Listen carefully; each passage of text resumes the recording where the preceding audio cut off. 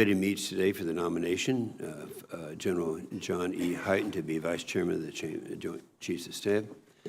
We thank you for being here today. We welcome your family who is here and your friends, Dr. Hyten. It can be introduced at the time that you are recognized for your opening statement. And we have our boring 7-8 questions you have to respond to first. Have you adhered to applicable laws and regulations governing conflicts of interest? Yes, sir. Do you agree, if confirmed, to appear and testify upon request before this committee? Yes, sir. Do you agree to provide documents, including copies of electronic forms of communications, in a timely manner when requested by a duly constituted committee, or to consult with the committee regarding the basis of any good faith denial or delay in such documents? Yes, sir. Do you agree, when asked to give your personal views, even if those differ from the administration in power? I do, sir. Will you ensure that your staff complies with deadlines established for requested communications, including questions for the record in hearings? We will, sir. Will you cooperate in providing witnesses and briefers in response to congressional requests? Yes, sir. Will those witnesses be protected from reprisal for their testimony or briefings? Yes, sir. Have you assumed any duties or undertaken any actions which would appear to resume the outcome of this confirmation process? I have not, sir.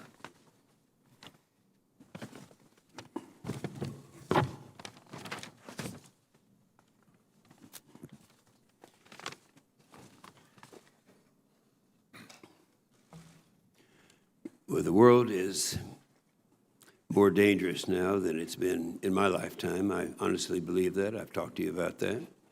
And after years of sustained armed conflict, underfunding, and budget uncertainty, our military has fallen behind competitors in readiness and key capabilities. Without adequate, sustained, and predictable funding, all of the work we do on this committee to implement the national defense strategy would be for nothing. And that's why I thank President Trump and the congressional leaders for reaching a bipartisan budget agreement. It is critical to support our military and veterans and their families. While I would have liked to see more funding for defense, at the end of the day, this budget agreement provides minimal growth to give our military what it needs and will allow the Department of Defense to plan strategically in the future. I need to tell you where I stand on the allegations that have been levied against General Hyten, allegations that have been bandied about in the press with little regard to the truth. This committee has held 5 executive sessions, studied over 1,000 pages of investigative records, and reviewed statements of more than 50 witnesses. The members of the committee have devoted countless hours reviewing General Hyten's service and his nomination through a fair, thorough, and methodical process. We have done this with respect for the privacy of all involved. Each senator was able to ask questions, receive answers, review documents and other material, listen to testimony, conduct analyses, and express their opinions. Today's hearing is the next logical step in the deliberation, disciplined, and detailed process this committee uses to determine the suitability of nominating candidates. Addressing these allegations is critical, not just for you, General Hyten, but for every nominee going forward. This committee takes allegations of sexual assault very seriously. It is unacceptable, but this committee will not act on unproven allegations that do not withstand the close scrutiny of the committee's process. General Hyten, you have been leading STRATCOM with discipline and integrity for the last 2.5 years, and you served honorably in the top leadership positions in the Air Force Space Command in the 4 years before that. I commend the willingness of you and your family to continue your outstanding service to our military and to our country. As we form a new United States Space Force, we need your strategic insights and guidance to move the key initiative forward, including how to improve space acquisition. British Army Field Marshal Bernard Montgomery said, quote, "If we lose the war in the air, we lose the war, and we lose it quickly." And we can say the same thing about space now. When I say the world's the most dangerous position that it has been in my lifetime, one of the areas I'm talking about is the proliferation of ballistic missiles and cruise missiles capability.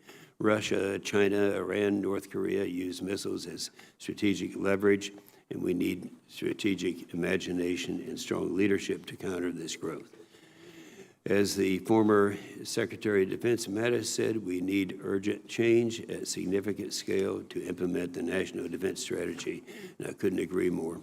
Senator Reid. Thank you very much, Mr. Chairman. Let me join you in welcoming General Hyten, his wife Laura, his children Chris and Katie to this morning's hearings. The purpose of this hearing is to focus on the duties of the Vice Chairman of the Joint Chiefs of Staff and to closely scrutinize whether General Hyten's previous service and experience qualify him to serve as the Vice Chairman. General Hyten, over the past few weeks, a number of media outlets, including the New York Times and the Washington Post, have reported allegations that you sexually assaulted a subordinate under your command as the commander of U.S. Strategic Command. These are serious allegations, and therefore, consistent with the committee's longstanding practices, we have held 5 executive sessions related to your nomination, totaling over 15 hours of testimony and deliberation. During those sessions, members received sworn testimony on extremely sensitive matters and were able to ask questions and review documents and background material.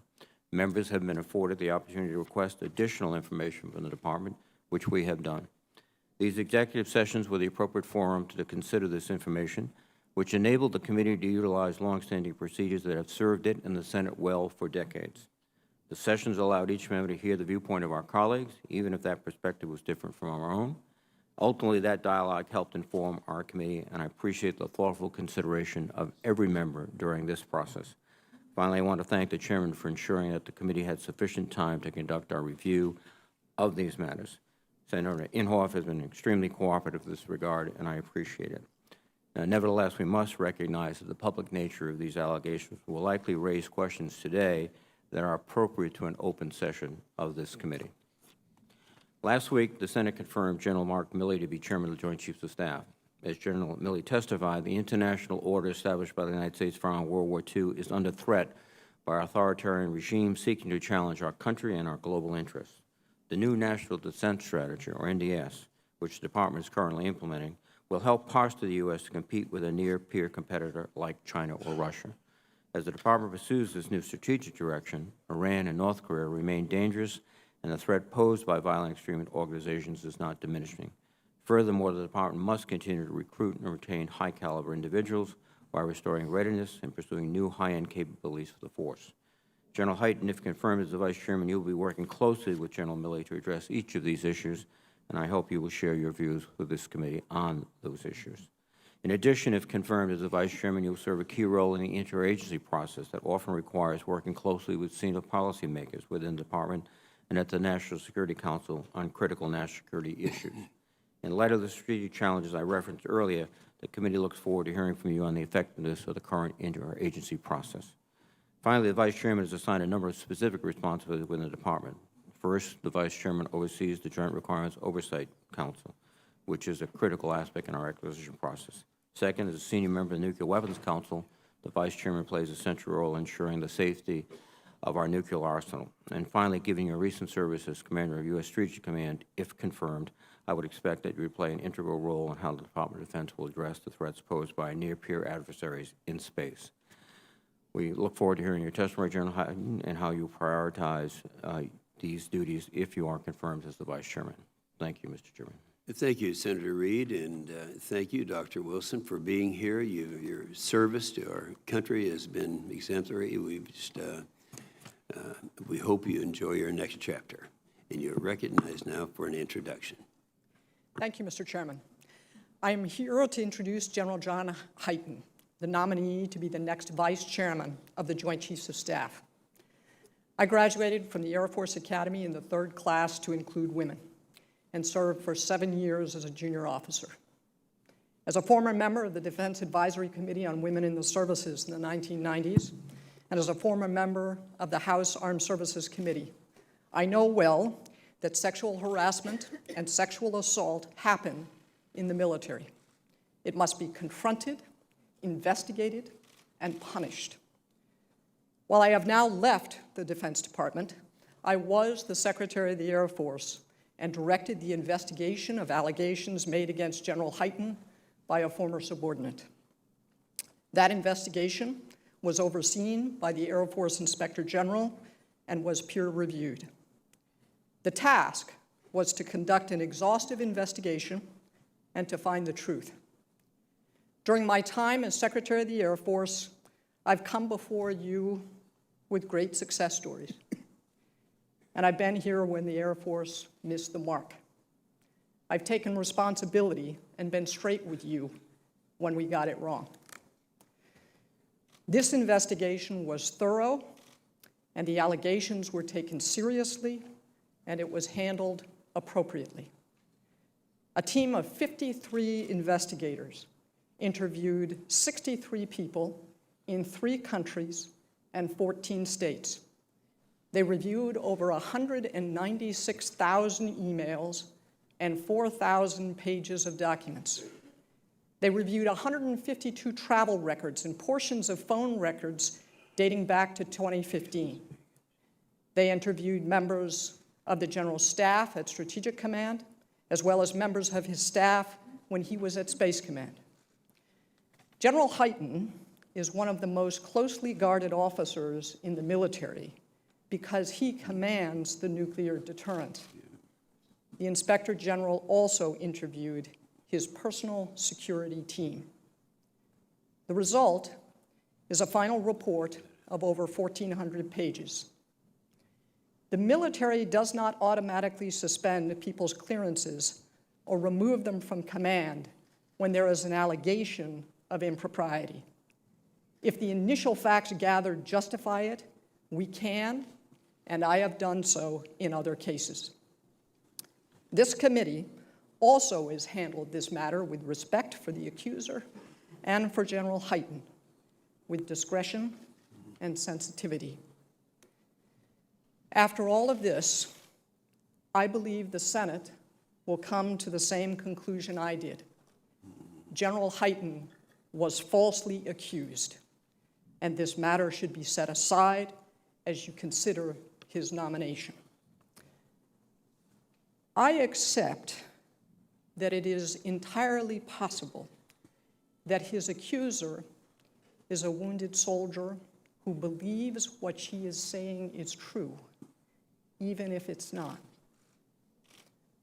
That possibility makes this whole situation very sad. We all know that sexual assault is a highly charged issue, more so today than perhaps at any time in our history. Difficult in any environment, it is even more so when your decisions as senators are public, but not all of the information will be public. None of us want to appear as leaders to be breaking faith with victims of sexual assault. All of us want to encourage victims to come forward.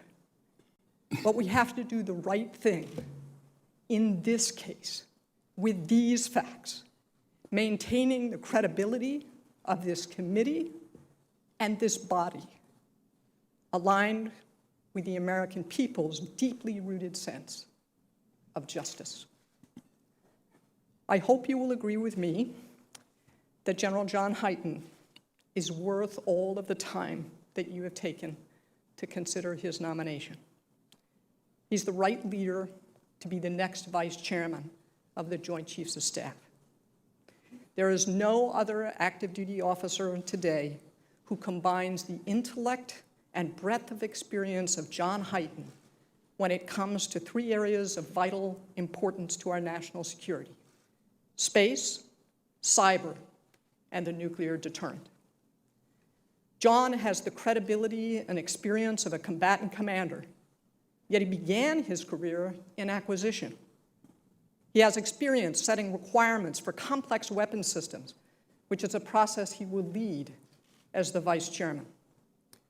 As commander of STRATCOM, General Hyten has stewarded the development of requirements for nuclear command and control and has been a driving force behind the need to modernize the nuclear deterrent. He is an exceptionally good complement to General Milley's skills as the chairman. More than his expertise, John Hyten has a well-earned reputation for speaking truth to power.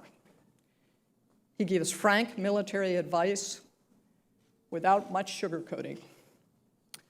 I know that from personal experience. Like it or not, he will tell you what he thinks and what you need to know, not what you want to hear. He is passionate about the security of this country, and I encourage you to support his confirmation. Thank you, Mr. Chairman. Thank you, Dr. Wilson, very much for that excellent introduction. With that, General Hyten will recognize you for an opening statement.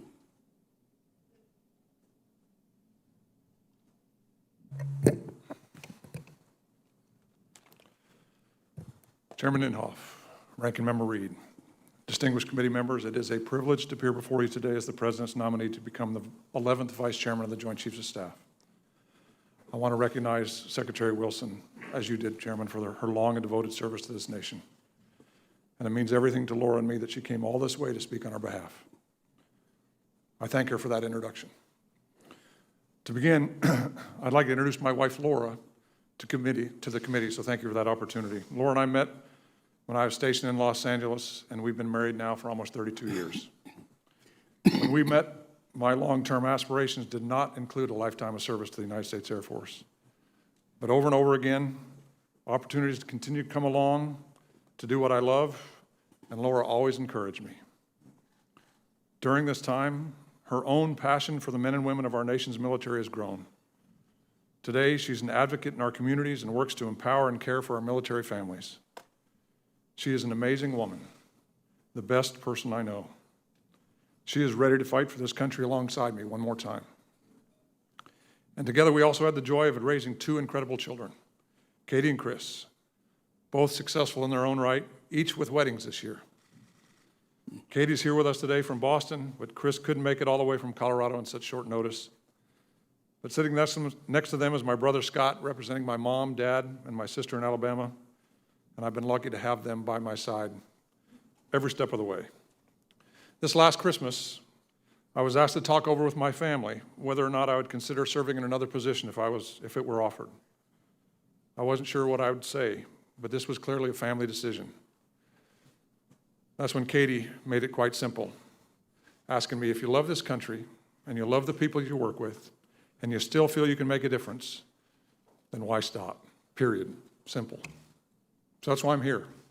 I still love what I do, and if confirmed, I look forward to continuing my advocacy for the soldiers, sailors, airmen, and Marines, and civilians of the Department of Defense. When the nation provides them the right tools, they have proven time and time again they are our greatest advantage over any adversary. But as I sit here today, as has been discussed, I'm intensely aware of the allegations made against me concerning one of the most serious problems we have in the military, sexual assault. It has been a painful time for me and my family. But I want to state to you and to the American people in the strongest possible terms that these allegations are false. There was a very extensive, thorough investigation that Dr. Wilson described, which revealed the truth. Nothing happened, ever. And I'm also thankful to this committee for all the time you took individually and together in executive session to study and understand the facts. I really think the integrity of both the investigation and the nomination process are critical, not only for everybody involved, but for our nation's citizens as well. So I stand by the truth. And I thank the committee for its unwavering commitment and support to our national defense, as well as the men and women who serve. If confirmed, I look forward to working across the Department of Defense with our friends and allies, the interagency, members of Congress, to address an ever-widening spectrum of challenges confronting our nation. While we've not yet ceded our advantage, we are facing direct challenges across all domains, and particularly in areas of long-held superiority like space and cyberspace. We're in a position where we must address resurgent fears who have long-term strategies to supplant the global influence of the United States and our allies. Finally, the threats from violent extremists and transnational groups will persist, and so we cannot lose focus on this asymmetric challenge and the challenge they represent. In order to address these myriad challenges, the Department must continue to field a best-in-the-world force. No son or daughter of ours should ever go into combat with second-best equipment. We do not ever want a fair fight. We must be prepared to meet the threats directly head-on in order to deter and dissuade adversary aggression and, if necessary, fight and win our nation's conflicts. To do this, we must maintain our ready and lethal force, and we cannot break the bank doing it. So if confirmed, I commit to you that I'll work to find effective and efficient solutions to these challenges, leveraging the best of American ingenuity and know-how. So Chairman Inhofe, Ranking Member Reed, members of the committee, thank you again for the opportunity to appear before you today. I thank the President and the Secretary of Defense for their confidence in me. I also wish Chairman and Mrs. Dunford and Vice Chairman and Mrs. Silva Godspeed on their pending retirements. They'll be missed, and if confirmed, I will work hard every day to carry on their legacy, maintaining the highest standards of the Joint Staff, the Department of Defense, and of our nation. Thank you, and I look forward to your questions. Thank you, General Hyten. We're going to begin with 5-minute questions around. I'm going to do something a little bit differently.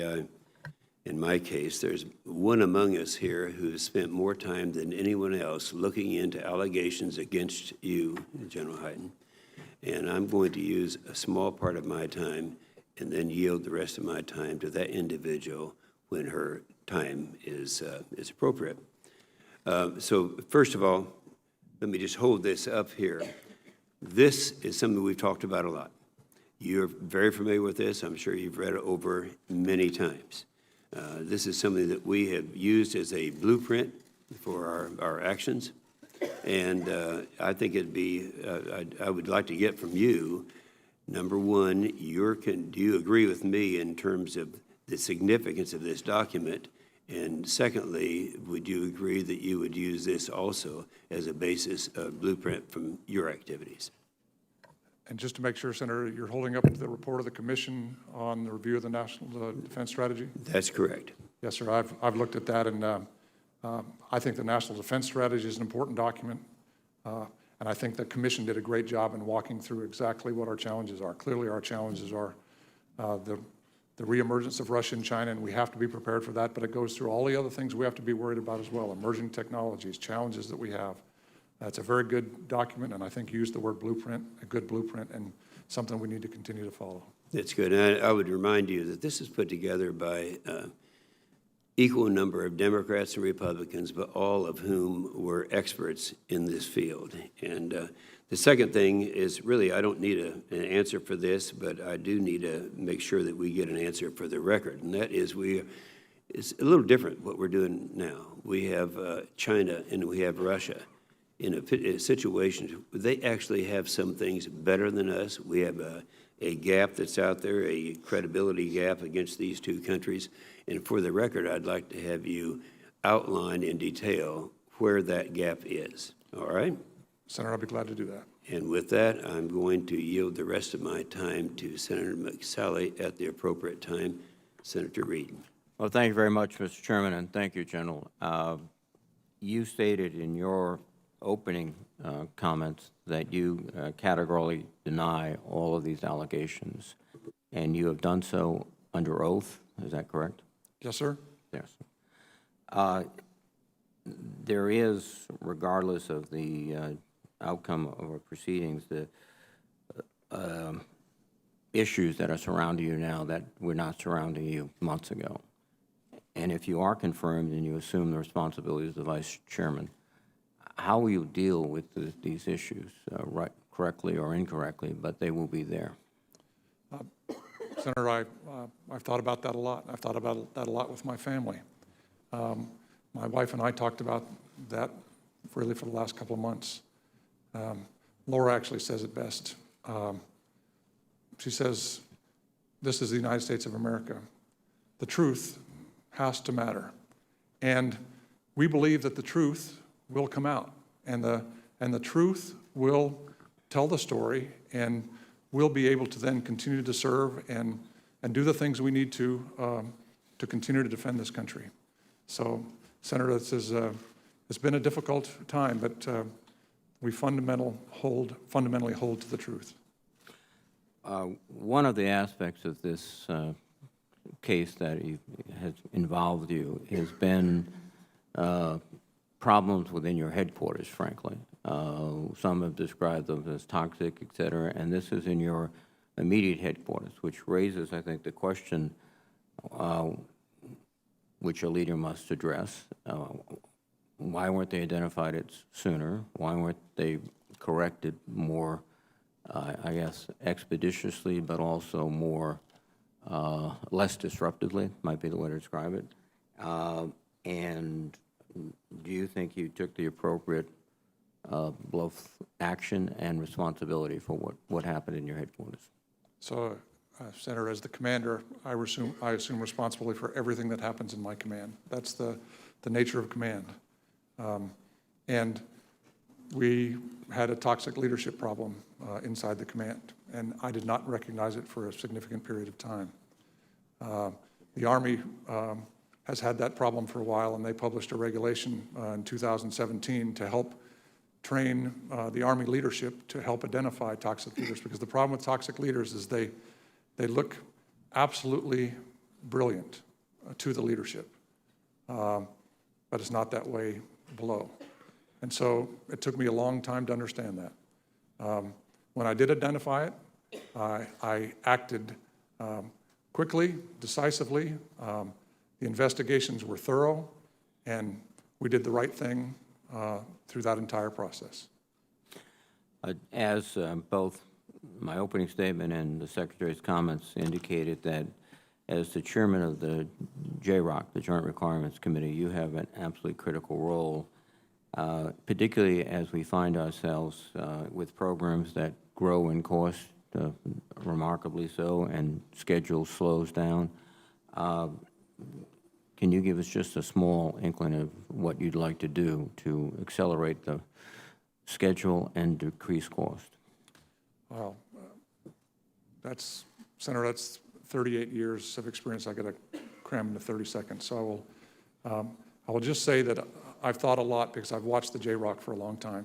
And I think General Silva has moved the ball forward. I think this committee and the Congress as a whole has moved the ball forward in terms of acquisition reform, looking at the right things to do.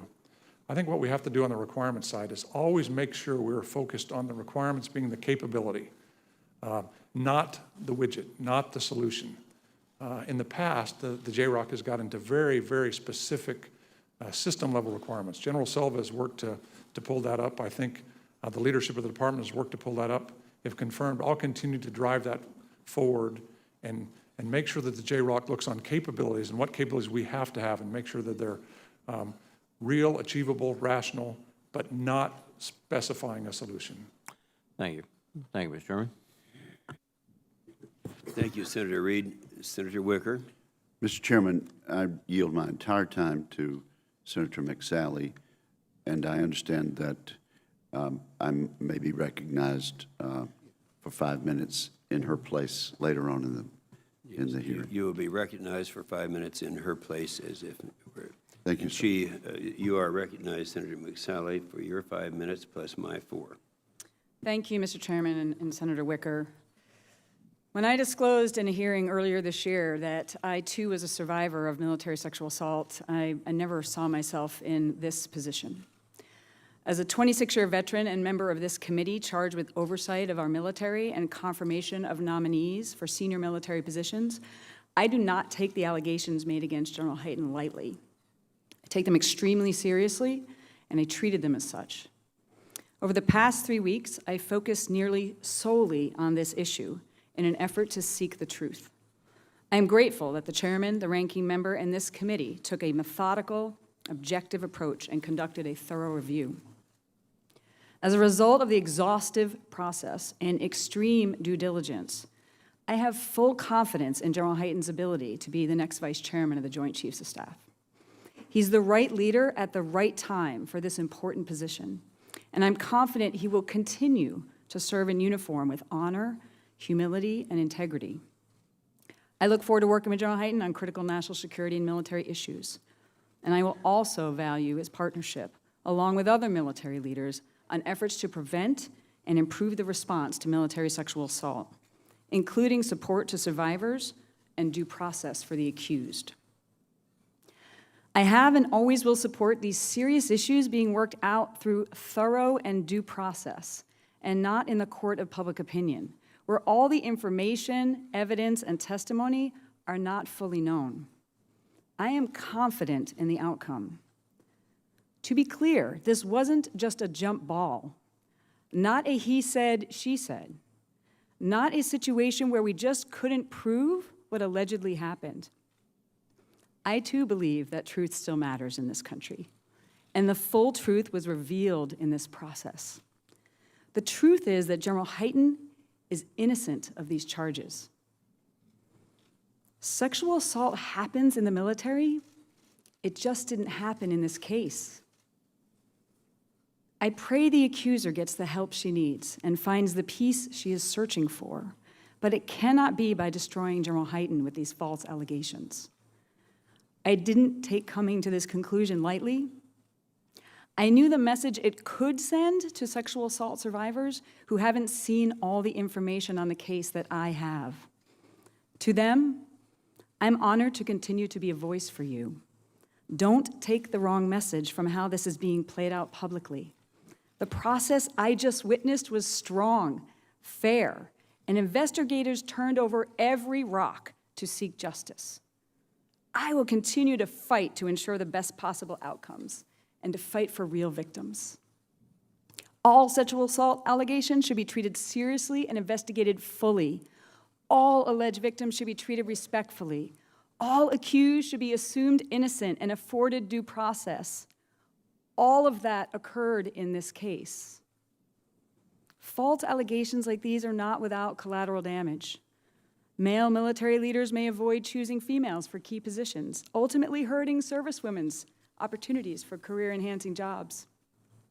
Male commanders may think twice about disciplining female subordinates for fear of sexual assault allegations and retribution. This precedent could act like a cancer on our good order and discipline. Male senior military leaders may choose to retire instead of accepting higher positions. And finally, General Hyten and his family were unfairly put through this terrible ordeal. General Hyten, I am sorry that you, Laura, and your family had to endure this trial, but I am grateful you didn't back down.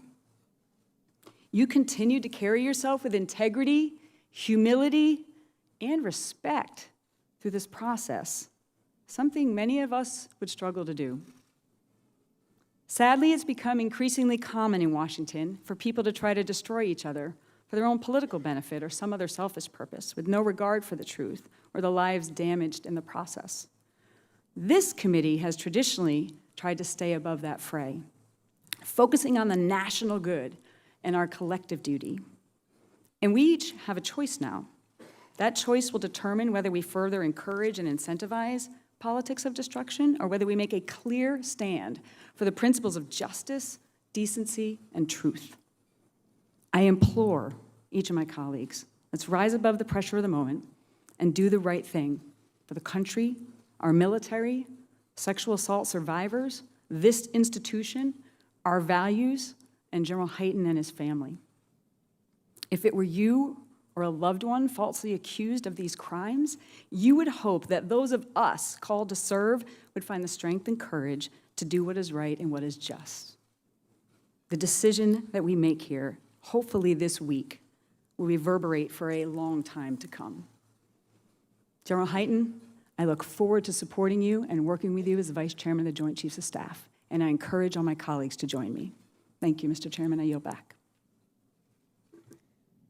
Thank you, Senator McSally. Senator Shaheen.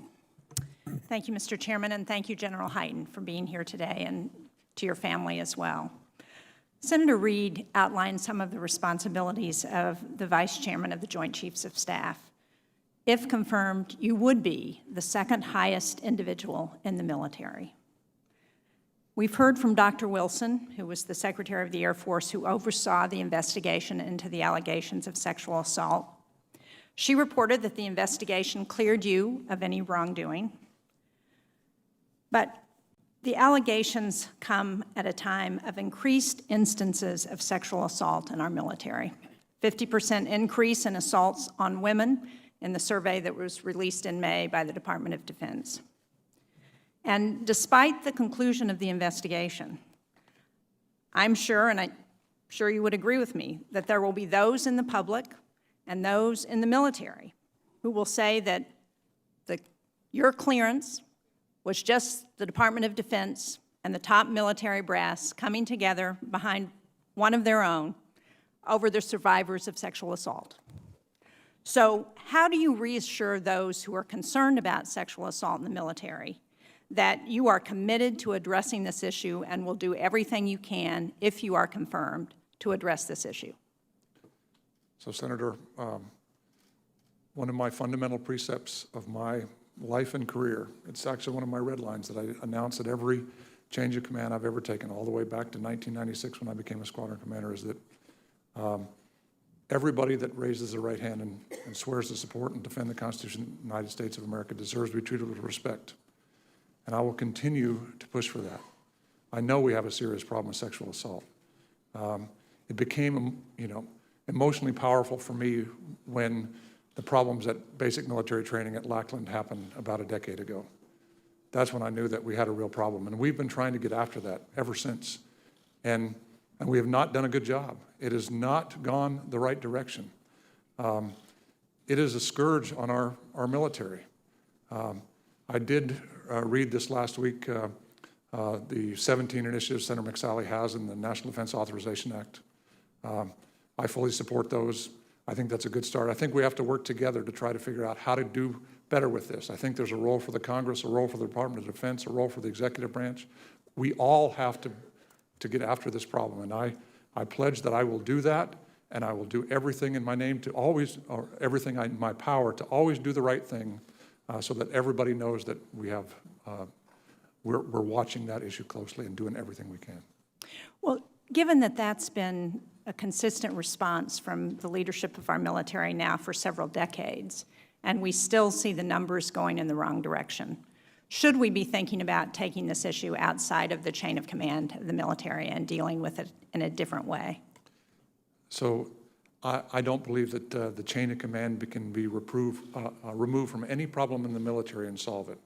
I think there's other things that can be brought to bear, but I've seen big problems. When I came into the military, I came in from Alabama into Alabama, and racism was a huge problem in the military.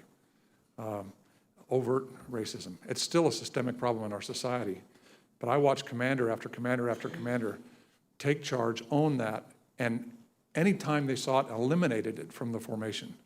When that happens, huge improvement happens now. Now when I'm in uniform, I feel colorblind, which is amazing. That hasn't happened with sexual assault yet. It has not. But the chain of command has to be involved for this problem to be fixed. Every commander has to embrace it. If they do, with support from the Congress, support from law, support from all those kind of pieces, we can get after this. But we have to do it together. Well, clearly we need to do a much better job of holding people accountable. Yes, sir. Yes, ma'am. I want to switch topics to Afghanistan, because recent reports have indicated that the Taliban and the U.S. have agreed to a roadmap for peace, and the statement calls for an end to civilian casualties and the protection of women's rights within an Islamic framework. And yet, when I visited Afghanistan in April, I met with Afghan women who were very concerned about being left out. So what do you think we should be doing to ensure that any peace in Afghanistan continues to provide the human rights that all Afghans were guaranteed under the Constitution that was adopted after the fall of the Taliban? So, Senator, I haven't been in Afghanistan since I was deployed in 2006, so I'm not as current as I will be if I'm confirmed as vice chairman. But I certainly have watched that issue. I read the news of the meeting on 9 July. I read all the things that you talked about. The one thing I know is that the military right now is in a very important position of establishing the conditions for a diplomatic solution between the Taliban and the government of Afghanistan. That has to be the solution. And I think we have to continue to support the process and understand and make sure that terrorism does not raise its head again, where in Afghanistan our country could be attacked again. So those are the things we have to balance as we go through. But I think we can, but we're clearly now supporting the diplomatic process and trying to encourage a proper solution that will take care of all the rights you discussed. Thank you. Thank you, Senator Sheen. Senator Fisher. Thank you, Mr. Chairman. Good morning, General Hyten. Good to see you. Welcome to your wife, Laura, your daughter, Katie, and your family that's here with you today. Thank you. I think that you are especially well qualified for this role. And your experience as STRATCOM commander for the last 3 years will be particularly valuable, since the vice chair of the Joint Chiefs sits on the Nuclear Weapons Council and usually functions as the Joint Staff's senior subject matter expert on nuclear deterrence. You and I have spoken a lot about low-yield submarine launch warhead on several occasions. And as we prepare for the NDAA conference with the House, I think it's important that we revisit this issue, since a number of what I say are misleading arguments have been put out there. First, do you believe deploying the warhead or any of the potential employment scenarios would put our submarines at greater risk? I do not, ma'am. Second, do you believe our current arsenal of low yield is sufficient and this additional capability is not needed? I strongly believe the capability is needed, in particular to deter Russia. And third, can you give us a sense of the importance you attach to this program? So when you have an adversary, and I think we have to look at Russia as an adversary, General Milley did the other day in his hearing, you have to look at what they say and what they do and watch them very closely. You don't want them to become an enemy. So when you look at what Russia has said and done, they have stated that they will reserve the right to employ a low-yield nuclear weapon on a battlefield someday if their national security requires it. Right now, we have low-yield nuclear weapons in our air leg of our triad, which is the most flexible leg of the triad, but nonetheless takes a while to get to the target. When we looked at it in the nuclear posture review, I made a recommendation, and the recommendation was discussed broadly amongst the national security community and agreed that we should have a very small number of low-yield nuclear weapons on our submarines that can respond quickly to that kind of scenario by Russia. That will deter Russia, and I think it is doing that. I'm confident in that because President Putin doesn't like it. So I think it's also important to note that we'll deploy that under the New START Treaty. Russia's low-yield nuclear weapons are not inside the New START Treaty. We're going to deploy. We'll still have 1,550 deployed strategic weapons. Some of them, a very small number, will be low-yield nuclear weapons. I think that's important to understand, too. Turning to pit production, somehow this notion is developed that we should focus solely on achieving a 30 pit per year production capability and not undertake any effort to develop additional capacity until that goal is accomplished. And it's been my understanding that due to the scale and also the complexity of these projects, we need to be doing everything we can to reach that 80 pits per year production, and we need to do it right now in order to meet that 2030 deadline. So if we decide to defer action on any additional capacity until we have achieved that 30 pits per year production level, do we have any hope of meeting that requirement of 80? So it will be a challenge. It's something that I work closely with the Department of Energy, the National Nuclear Security Administration. As a STRATCOM commander, that's been a high priority of mine. I've been to Los Alamos. I've been to Savannah River in Carolina. I understand the challenges that are faced there, but I think the Department of Energy has put together the best plan we have to get to 30 by 2026 at Los Alamos and 80 by 2030 across the entire enterprise. The one thing I know, though, is that we have to get Los Alamos right. We have to get to 30 in 2026, because if we can't do that, there's no chance we can get to 80. And the requirement is 80 by 2030. We've done that analysis. You know, we've seen some renewed discussion on whether we even need to have pit production capacity at all. And it's my understanding that this long-standing goal has been repeatedly validated. And it was certainly the position of the Obama administration as well as that of the current administration. Can you speak to that? I think one of the most sobering things I've ever done in my life is hold a plutonium pit in my hands. When you look at what that is the nuclear weapon. And you think of what that small sphere can do when imploded. And then you think that we already have some of those pits that are 50, 60, going to approach 70 years old. And we don't know exactly what's going to happen. Now, we watch that closely. I look at it every year. I have to certify it. But when we look at those numbers, I don't want to get to the point where we're counting on 100-year-old plutonium pits as the backbone of our. That's why we've gone through that detailed analysis. Says we have to get to 30 by 2026. We have to get by 80 by 2030. Critically important for our security as a nation. Thank you, sir. Thank you, Mr. Senator Chair. Fisher. Senator Hirono. Thank you, Mr. Chairman. As part of my responsibility as a member of this committee and to ensure the fitness of nominees, I ask all nominees the following two initial questions.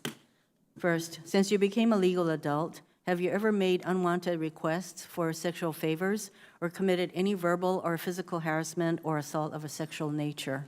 I have not, Senator. Second question, have you ever faced discipline or entered into a settlement related to this kind of conduct? I have not faced any discipline or entered into any settlement on this kind of contact. We've discussed the issue that I faced the last 4 months here today. So General Hyten, although your answers to my standard questions are no, you have been accused of serious sexual misconduct, and you have given your reactions already this morning. And for me, this has been, as for so many of us, I would say everyone on this committee, a very difficult process. The allegations against you are serious, and while we have not been presented with any corroborating evidence, the lack of it does not necessarily mean that the accusations are untrue. Women are assaulted all the time and don't tell anyone. Men assault women all the time and don't leave behind any evidence.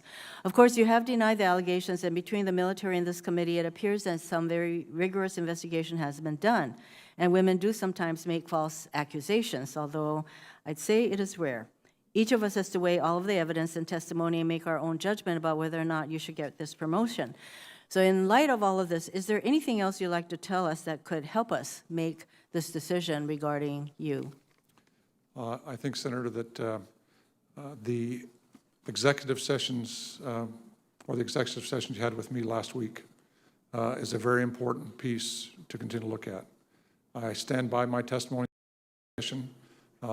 much of which was very difficult to talk about, but I spoke openly, candidly, and I shared all the information that's applicable to this case. I would encourage the committee, if you have questions, to go back and look at that, to look at the evidence that is there, to look at the information I provided to the committee, and make your judgment based on the evidence that you see.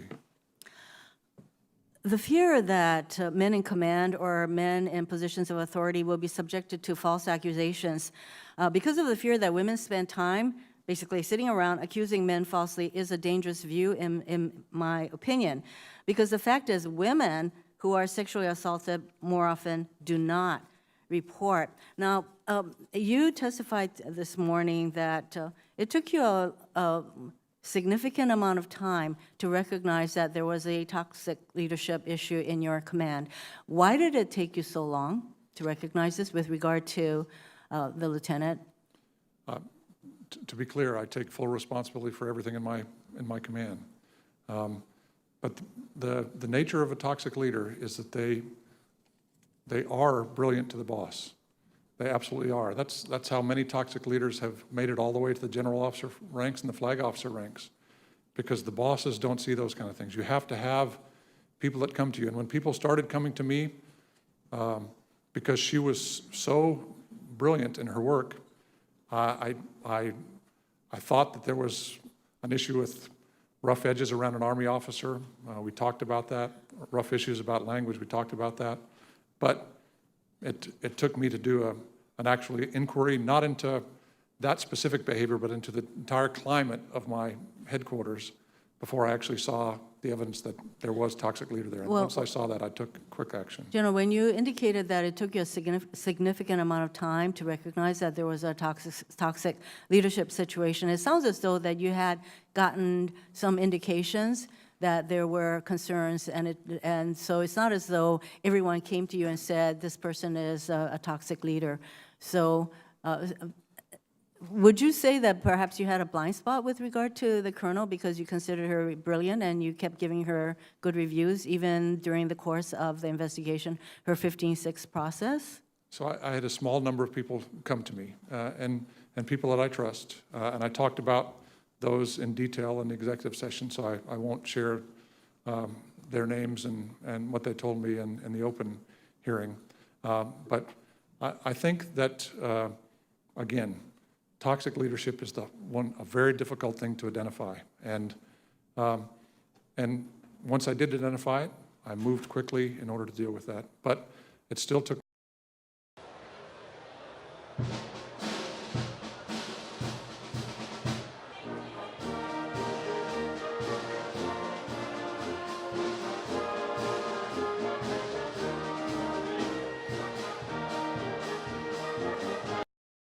And the scourge of sexual assault, both in the military as well as in our service academies. Do you have something specific that you would do? Well, if I'm confirmed as the vice chairman, that's something I'll have to look at very closely. We've only had a small number of those incidents in Stratcom since the time I've been there. 2 issues of sexual harassment. We dealt with those quickly. I talk about those up front. I published my policies on how to do with that, but clearly that hasn't been sufficient. So I'm going to have to get with people that know more about this than I do. I think that's actually one of the challenges, is that I've had experiences with people close to me that have been victims, and they're, I mean, it's just a horrible, horrible thing. But I really don't feel like I'm an expert in that area, and then I can tell you exactly what I should do. So we have to speak to the experts that know these issues, that know what to do, and then listen to them and implement improvements in order to make the process whole. And then all commanders have to be educated on that and then make changes. That's when change will happen. Thank you, Senator Thank you, Rono. Mr. Chairman. Senator Cotton. General Hyten, thank you for your appearance today. I would associate myself with the comments about the threats we face that Senator Inhofe said, or our nuclear deterrent forces of Senator Fisher. But I think we all know this hearing would not be nearly so widely covered. In fact, it would have happened weeks ago, and you'd already be confirmed if it wasn't for the nature of the allegations against you.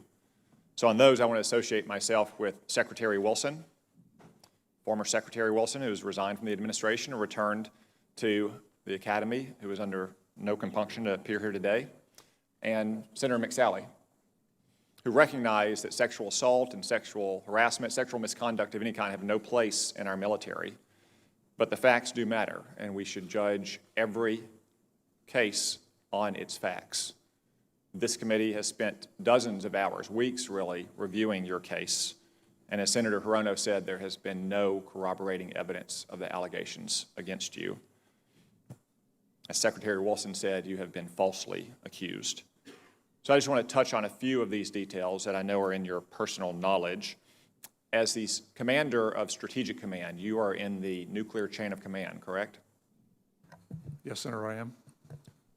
If Russia decided to go for the jugular and launch an all-out nuclear strike on the United States, how long from the time you warned the President of the United States of that strike to his decision to launch or lose our missiles would the President have?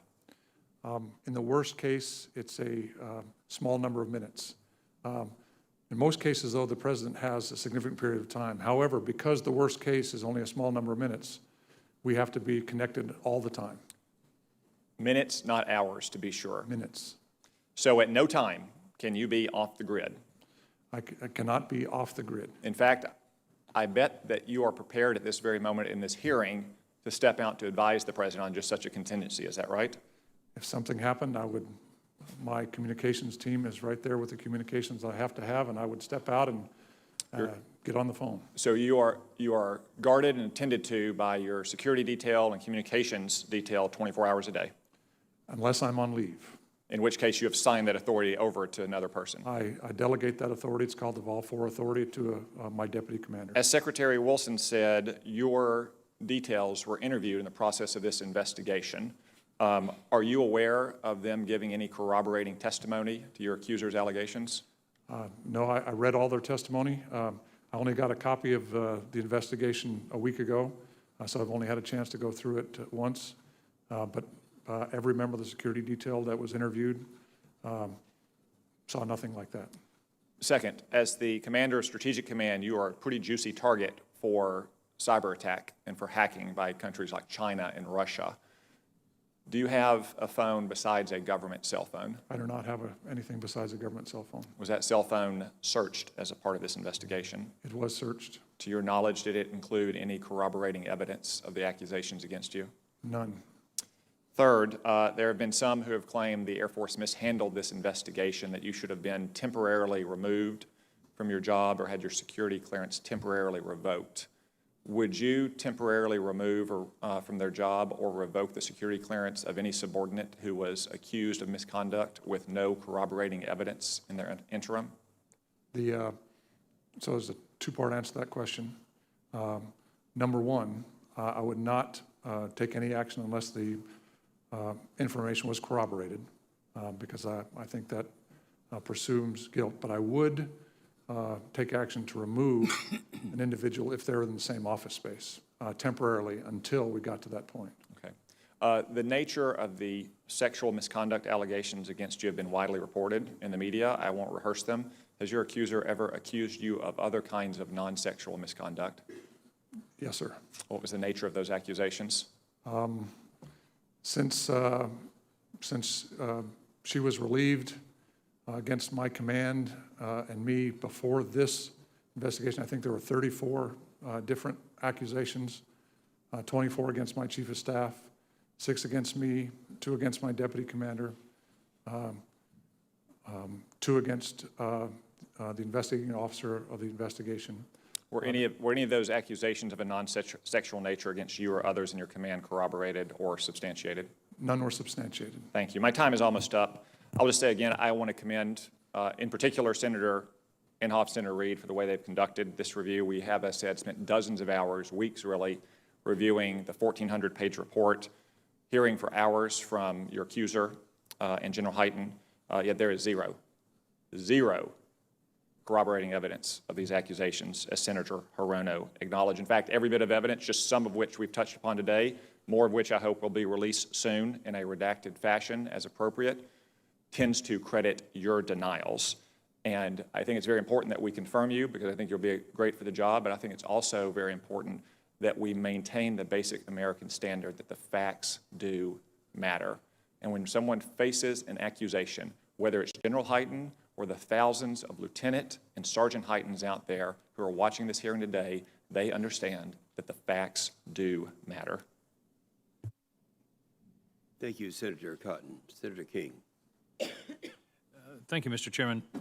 Secretary Wilson touched on this in her introduction. You've got a lot of responsibilities, would have, were you to be confirmed, as vice chair. But there's no more solemn responsibility than when you're in the Oval Office with the chair talking about the military situation and the results of taking military action.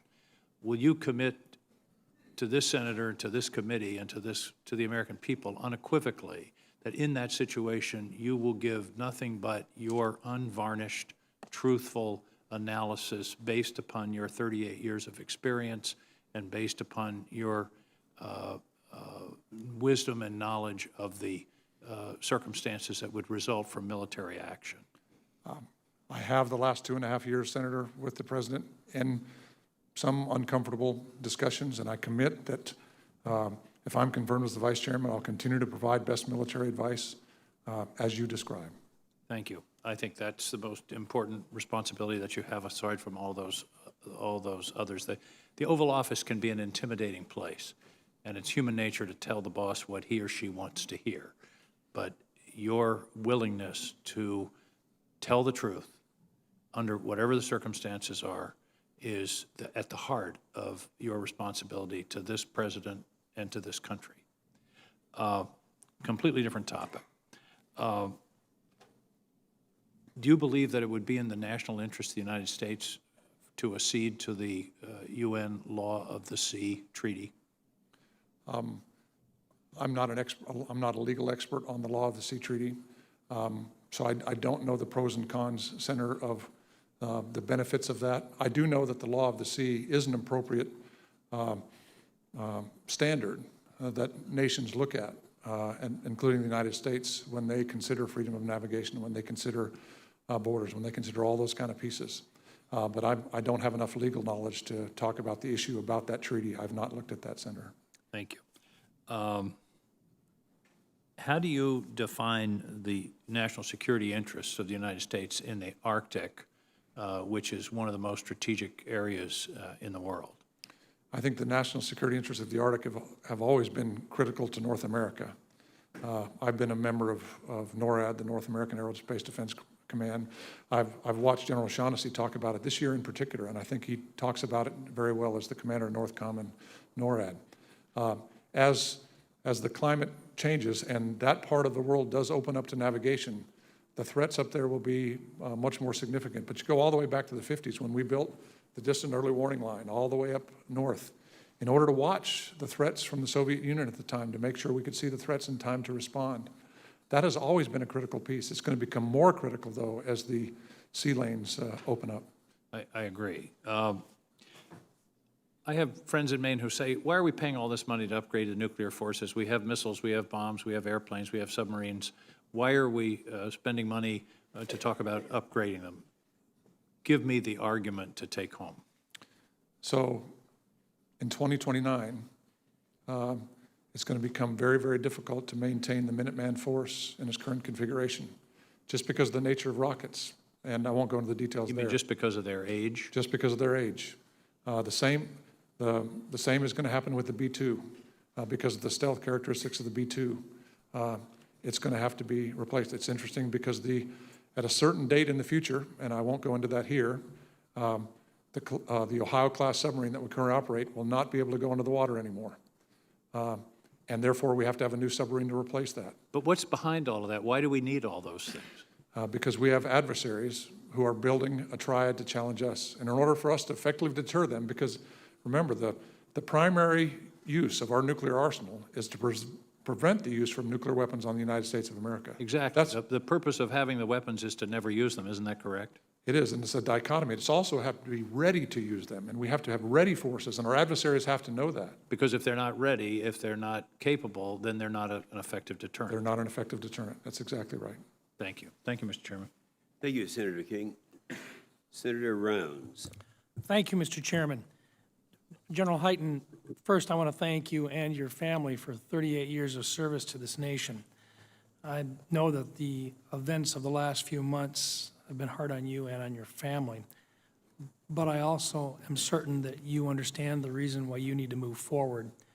I just want to say, first of all, thank you to Chairman Inhofe and Ranking Member Reed for conducting a very thorough and a very fair inquiry. And I've appreciated the hours which a lot of the members of this committee have put in, and I appreciated your testimony as well before us in executive session. I'd like to focus right now on some issues that I think we don't talk enough about, and that is with regard to the readiness of the armed forces today and what needs to be done about it. I'm just going to describe a couple of issues that I'm aware of that I think have to be resolved in the near future. Let me just give some examples. We have B-1B bombers. This is the workhorse of the Air Force today. Right now, of all of our B-1 bombers, we have 6 of them that are fully mission capable. 5 split between Ellsworth Air Force Base and Dyess Air Force Base. 1 is a test aircraft. 15 B-1s are in depot. The remaining 39 of 44 B-1s at Ellsworth and at Dyess are down for a variety of discrepancies and inspections. That's the workhorse of the Air Force. When it comes to the Navy, we have FA-18s, which at one point only 40% of them were mission capable. 60% we're not. We've moved up from that. We're perhaps closing in on the 60% range now. We're making progress, but certainly sequestration was devastating.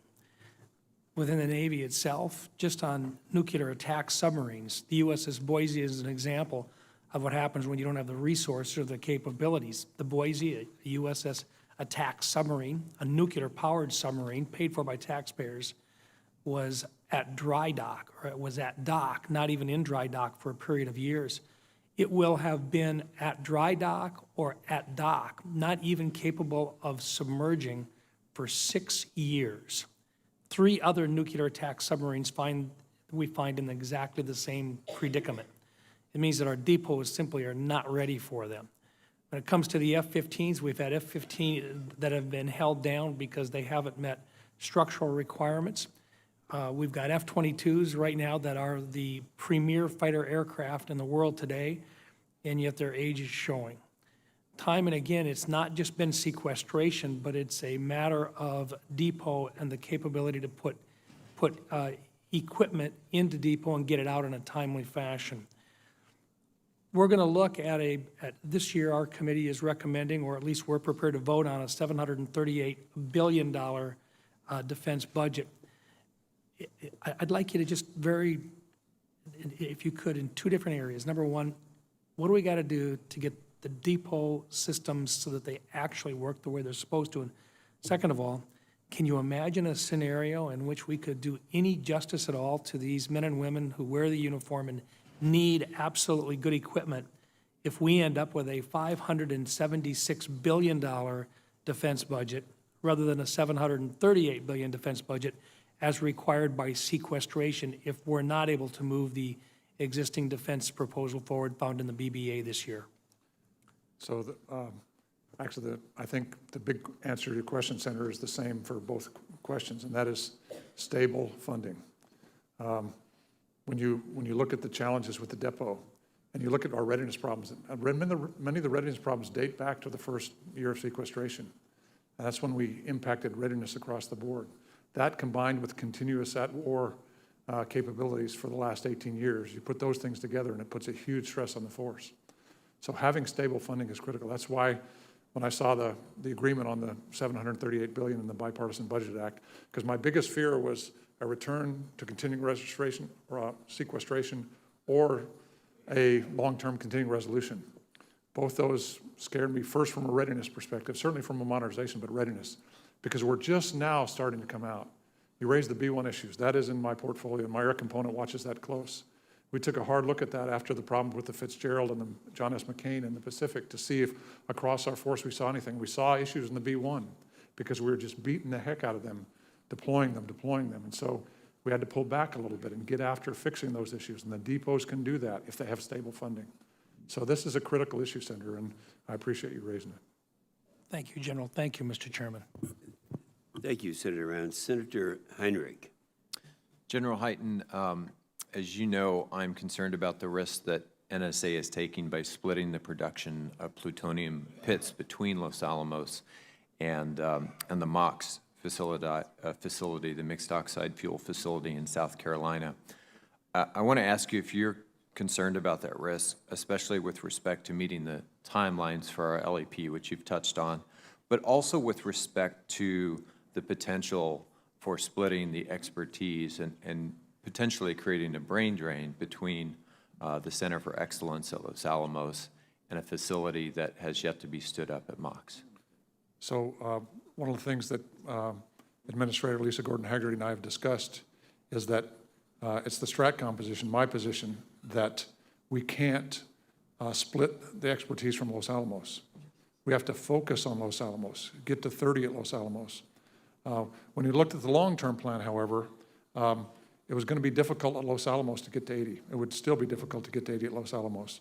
But the key to everything is getting to 30. And what we can't do in order to get to 30 is pull people out of Los Alamos and send them to Savannah River in order to build up that capability. We can't do that. And so as a STRATCOM commander, I've had my staff continually go out there, and I'm sure that bugs the DOE folks a little bit, but I just want to make sure we're watching that and understand what that is. I think I have a great relationship with the administrator, a great relationship with the Secretary of Energy. We're not going to make that mistake, and we're going to watch it closely. So if I'm confirmed as the vice chairman, I'll still get to watch it from the Nuclear Weapons Council perspective.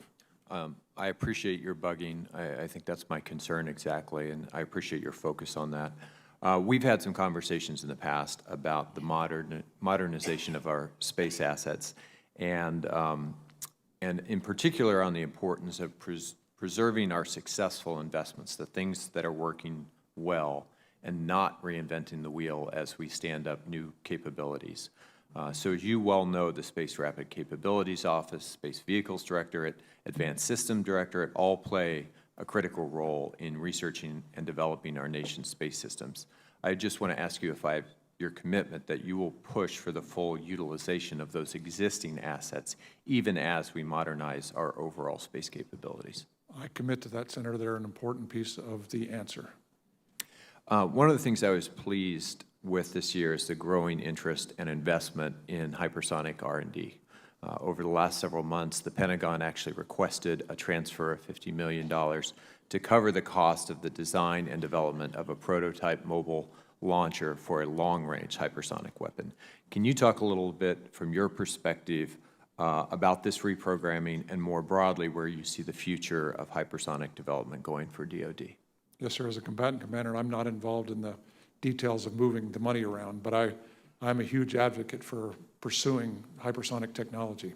I'm also a huge advocate for looking at hypersonic defenses and hypersonic sensing.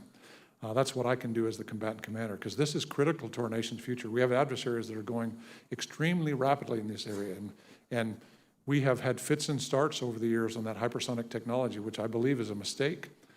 We should have been going after that technology consistently and rapidly over the years, and we have not.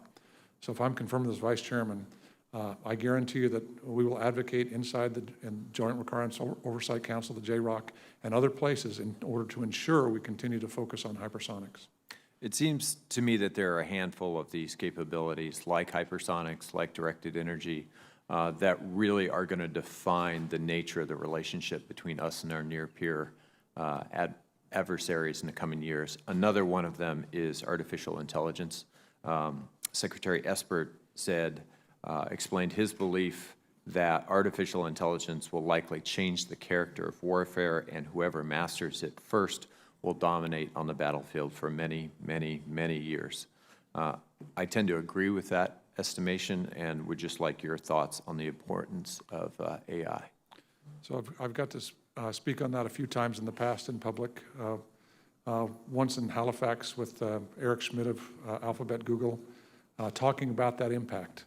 It is going to be significant, there's no doubt. I believe the United States has got to have a leadership position in that area. But we also have to have a leadership position in understanding how you integrate that capability into our concept of operations. Right. And we haven't really done that yet. And if we don't get that right, we could make some big mistakes in terms of giving command authority to a computer, those kind of things. We can't let that happen. The way I look at it is artificial intelligence has got to help us do the job better, but it cannot tell us what to do. Thank you, Mr. Chair. Thank you, Senator Heinrich. Senator Ernst? Thank you, Mr. Chair. General Hyten, you have been nominated to be the second highest ranking military officer in the United States Armed Forces. This position demands the highest levels of trust and responsibility, of course, sound judgment, and an impeccable moral compass. You have been accused of sexual misconduct by a subordinate officer. I have reviewed the evidence as well as your performance while serving as the STRATCOM commander. We've heard numerous times members of this committee have stated to focus on the facts, and yet the facts have left me with concerns regarding your judgment, leadership, and fitness to serve as the next vice chairman of the Joint Chiefs of Staff. So I do have several questions for you, if you would just answer yes or no, or keep your answers very brief. A recent investigation revealed that several subordinates reported their concerns directly to you regarding the alleged toxic leadership style of the Commander Action Group Director, who is an officer under your command. Now, you stated that a small number of people had brought concerns to you. About how many people brought concerns to you? I would say approximately less than half a dozen. Less than half a dozen. What were the ranks of those individuals? civilian, major, Navy captain. Would you say they're fairly high-ranking, experienced? I would say that pretty much the entire STRATCOM headquarters is a very senior group of people. Absolutely. And how many people serve in the Commander Action Group? None. Just, you only have one CAG director? No, how many people serve in the Commander Action? I'm sorry, I misunderstood the question. Approximately 8.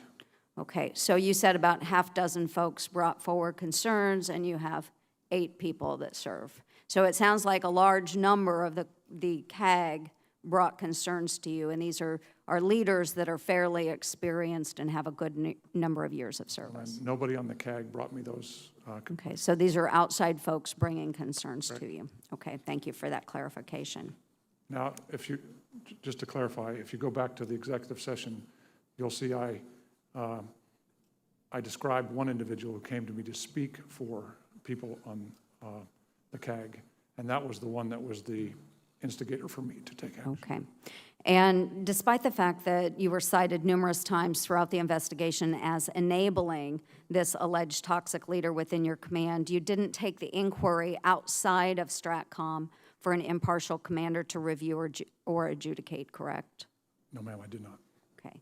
About a month before the start of this investigation on November 14th, 2017, you gave the CAG director a phenomenal officer evaluation report rating her #1 of 71 colonels within your command and evaluated her as having multi-star potential. Is that correct? Yes, ma'am, it is.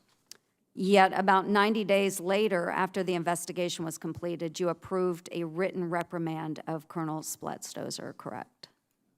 I was aware of the written reprimand that came from the Army Element Commander, but I was certainly aware of it. Okay. During the time that the CAG director was under your command, did you ever formally counsel her in writing about the deficiencies in her leadership or performance? I only counseled her verbally about her language. Okay. Even though other members had brought forward allegations of a toxic leadership? And I translated that to the language that she was using. Okay, but never for any other actions? No, ma'am. Okay, after the 15-6 investigation had been initiated, you actively advocated for her by emailing and calling several other general officers to secure a follow-on position for her. Is it safe to assume that at this time you still thought highly of her as an officer? So I had questions about her capabilities then, but when the Army Element Commander and I sat her down to inform her of the 15-6 investigation, and we walked through all of the events, and I talked about those in executive session significantly, I told her that I would allow the process to play out before I did anything else, and I asked her if these allegations were true. She told me clearly, specifically, concisely that they were false, that they were not true.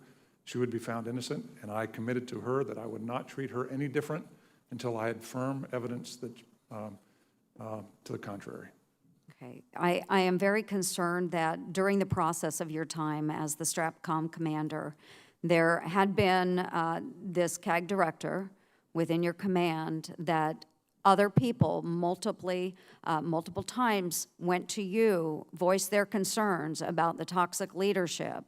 But you did not acknowledge that. You did not do written counseling statements. You did not advise her any differently. You serve in one of the most important positions within our United States military, overseeing our nuclear arsenal. However, you could not bring yourself to admit or recognize toxic leadership within your command. You did nothing to change that course until a 15-6 investigation was brought forward.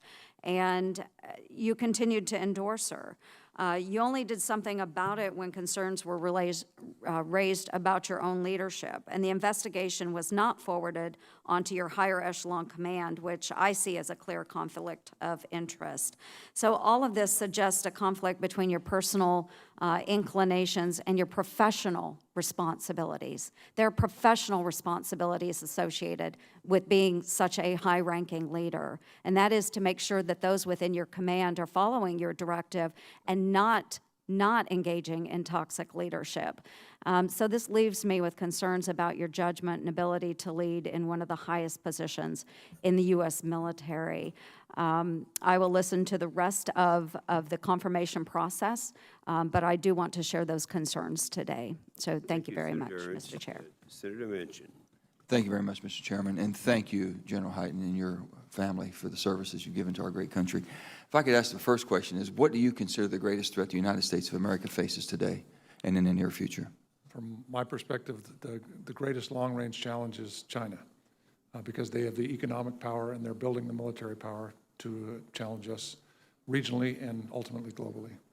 Well, back in 2010, I'll never forget, we had, at that time, Admiral Mullen, and we asked him the question, and he says, the debt of our nation is the greatest threat we face.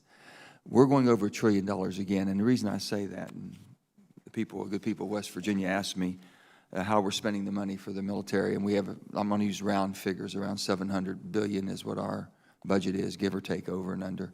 And then you look at China, about $250, and then you look at Russia, about 65 billion.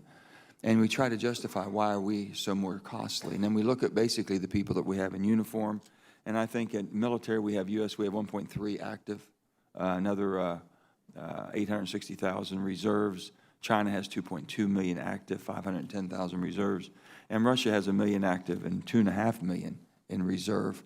But we use probably more contractors at higher cost than any country, all countries put together.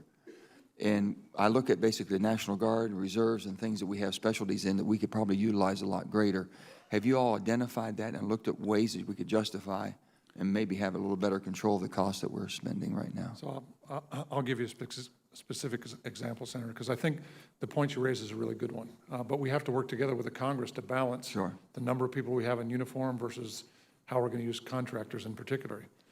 But in the next generation ICBM, for example, twice in my career, we've basically said we don't need engineers in that program anymore in the military, and we'll just hire it out to contractors. Two things happened with that. Number one, you lose the expertise inside the military, and number two, I'll just say you end up with the fox guarding the hen house. And I'm very concerned about that. I'm concerned about the way we had to put that program in place. We had to structure that program because we did not have the expertise. We need to continue to build that technical engineering support inside our military and continue to work that forward, because that is critical to our ability to do that. But I've seen twice in my career where everything is fine, we'll just get rid of the engineers, we don't need that. Now you apply that to the Guard and Reserve. Holy cow, there's things we can do with the Guard and Reserve we haven't even scratched the surface of, because they're in our community. Would that be a high priority of yours then, looking at how we basically utilize what we have and the potential we have to use it better? Yes, Senator, absolutely. I appreciate that. Just in overview, it seems like we're reluctant to really support Taiwan and to sell the F-16s because we're afraid it might cause a rumble with China. But yet we have said and done nothing with China's aggression in the South China Sea, aggression in moving further out in the Pacific Rim. What are we concerned about if we don't show strength to them? And I know Russia and how sometimes that they'll react when they don't understand that we're going to be resolved in showing strength against them. What is your evaluation there? So I'm a big believer in President Reagan's peace through strength structure. I believe we have to show strength. My command in the last few years has had bombers deployed in the Pacific, and we send bombers from the United States into the Pacific to the Korean Peninsula in support of Japan, Korea, a number of our allies there. We have to continue to show strength because we want peace. And the only way to guarantee that peace is to make sure that our adversaries understand that we will not allow certain behaviors. And the other thing I want to talk about is the Space Force. And I think just directly asking you, do you believe that Space Force commander, that general in charge of Space Force, should be elevated to the Joint Chiefs of Staff? I do believe that. I really appreciate the work the Senate's done and the House in terms of defining that future. I think I'm a little concerned about the level of responsibility we're going to give General Raymond here shortly. If he becomes the head of the Space Force as well as the head of the new Space Command, I think there's a good transition in the Senate plan, but I think we're going to have to work together. And I hope if I'm confirmed as the Vice Chairman, you reach out to me and ask me to help you work through that, because that's going to be a complicated arrangement. But I think we're in a very good place now across the legislation that's proposed. And you believe it's, as far as breaking out from the Air Force, the space program is the right thing to do? I think it has to be under the Air Force. I think the Space Force should be under the Air Force. It's not big enough to bring out. Sir, that's exactly my point. I just can't get there. I can't get there with the Joint Chiefs of Staff. If it's going to be under the Air Force, and the Air Force has done one heck of a good job all these years, why can't we continue with that type of support and command under that? I think it's going to be a similar model to the Marine Corps, where the Commandant of the Marine Corps is a member of the Joint Chiefs of Staff, but the Marine Corps is under the Department of the Navy. I think the head of the Space Force is going to be a member of the Joint Chiefs of Staff at some point, but under the Department of the Air Force. I think that's how you keep that small. That's how you keep the bureaucracy from going crazy. That's why you don't have all the replication of support you'd have to have across the board. Thank you again, General Hyten. I appreciate you being here. Thank you, sir. Thank you. Senator Tillis. Thank you, Mr. Chairman and Ranking Member, for the process that we've played out here. And General Hyten, thank you for being here. Congratulations to your family for your nomination. I want to get an idea of your headquarters staff. How big is it? How many direct reports do you have? The headquarters staff is about 3,500 people. Direct reports is a fairly small number. I would say roughly 10 to 20. Okay, and 10 to 20 direct reports. Over the course of a day, how much time do you spend with your direct reports, and how much time would you spend with your CAG? So over the course of a day, I would spend more time with the J directors, the joint staff of my staff, than I would the CAG director. But when we do travel, I spend more time with the CAG director than I do with the joint staff. So that would be the balance. Now, you responded to a prior question that you had 5 or 6 people come to you expressing a concern with the toxic environment on the part of the CAG. And you said 5 of them, all of them were outside of the CAG, so it wasn't the 8 people working for the colonel. And then one of them came to you and expressed their concerns on behalf of people who report to the CAG. Can you give me an idea of timeline?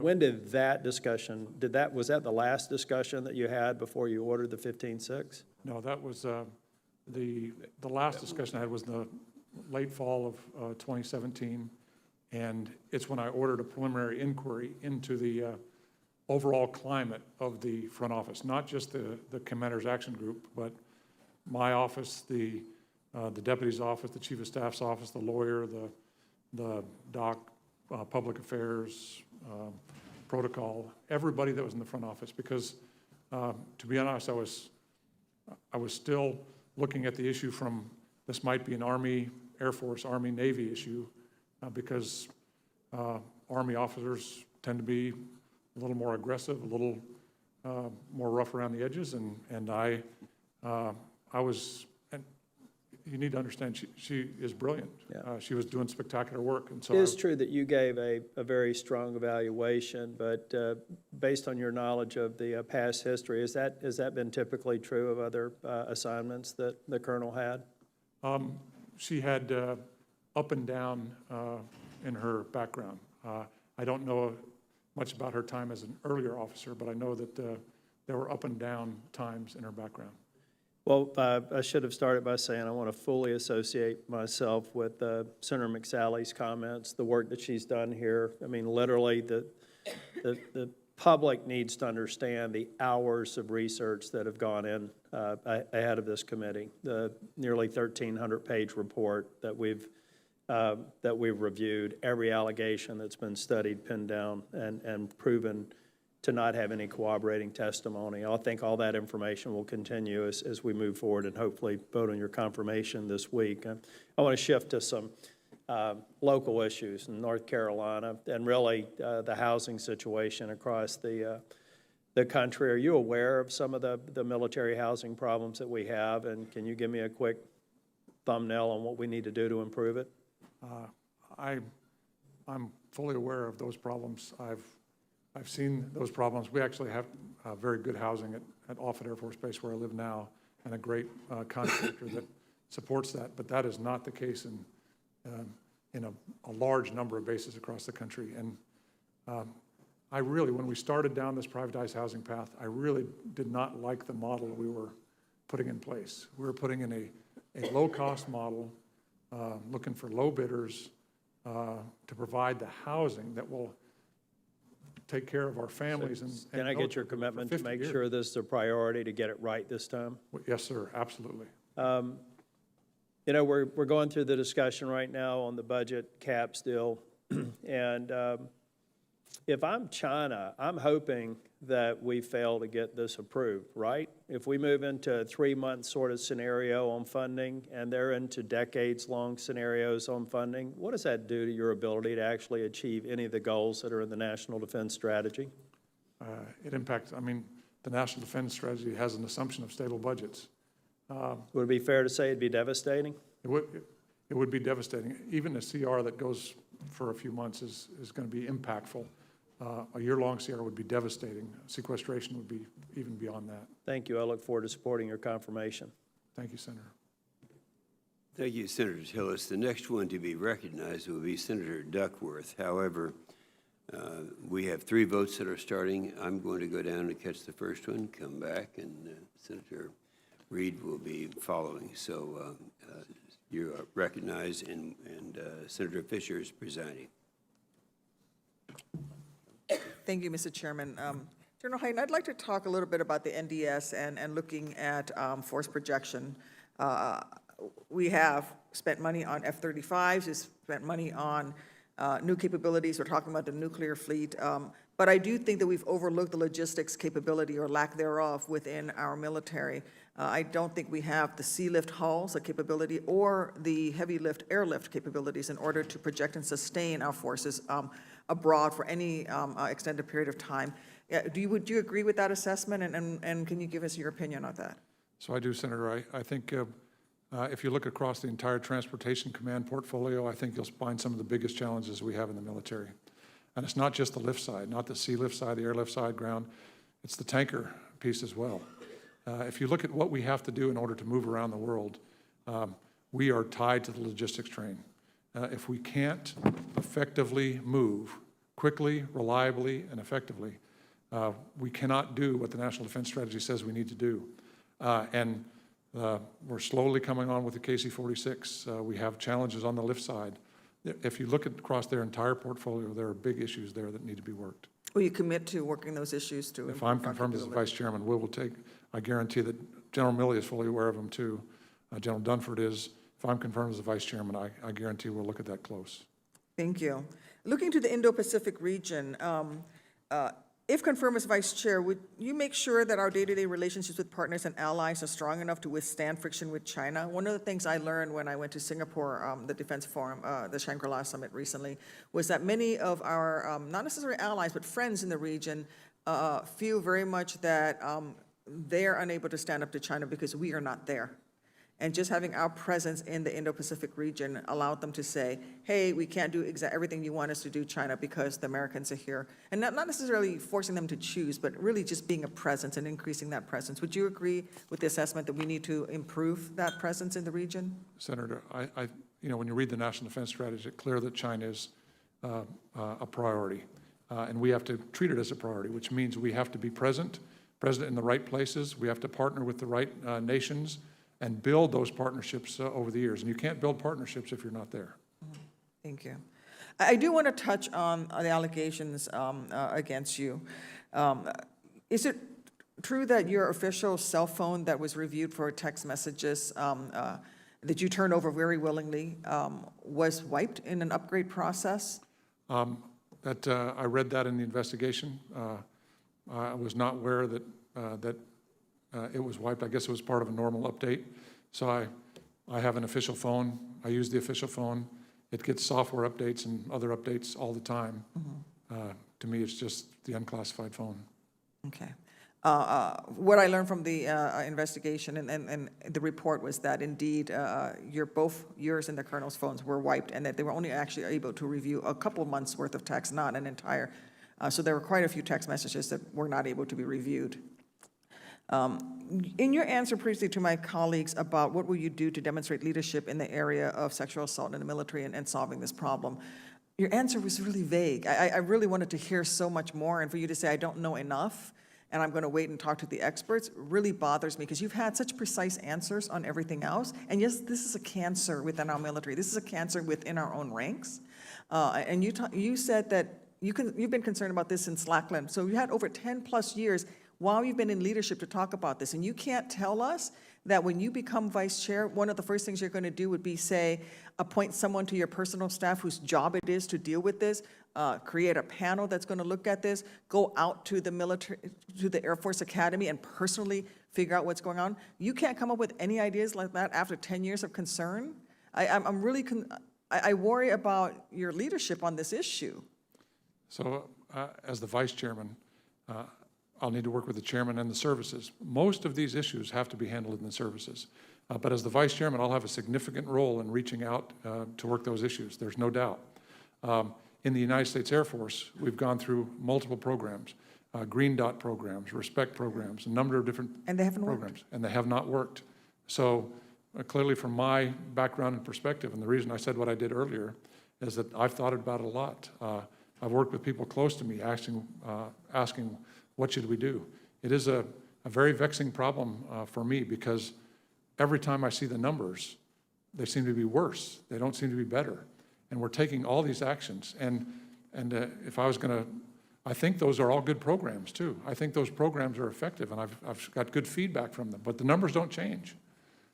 So it is a vexing problem, Senator, and I can commit to you that I will do everything with General Dunford, General Milley, if I'm confirmed, to put the right people in place, a team in place. I'll support working with the Congress, working with those issues to get after that issue.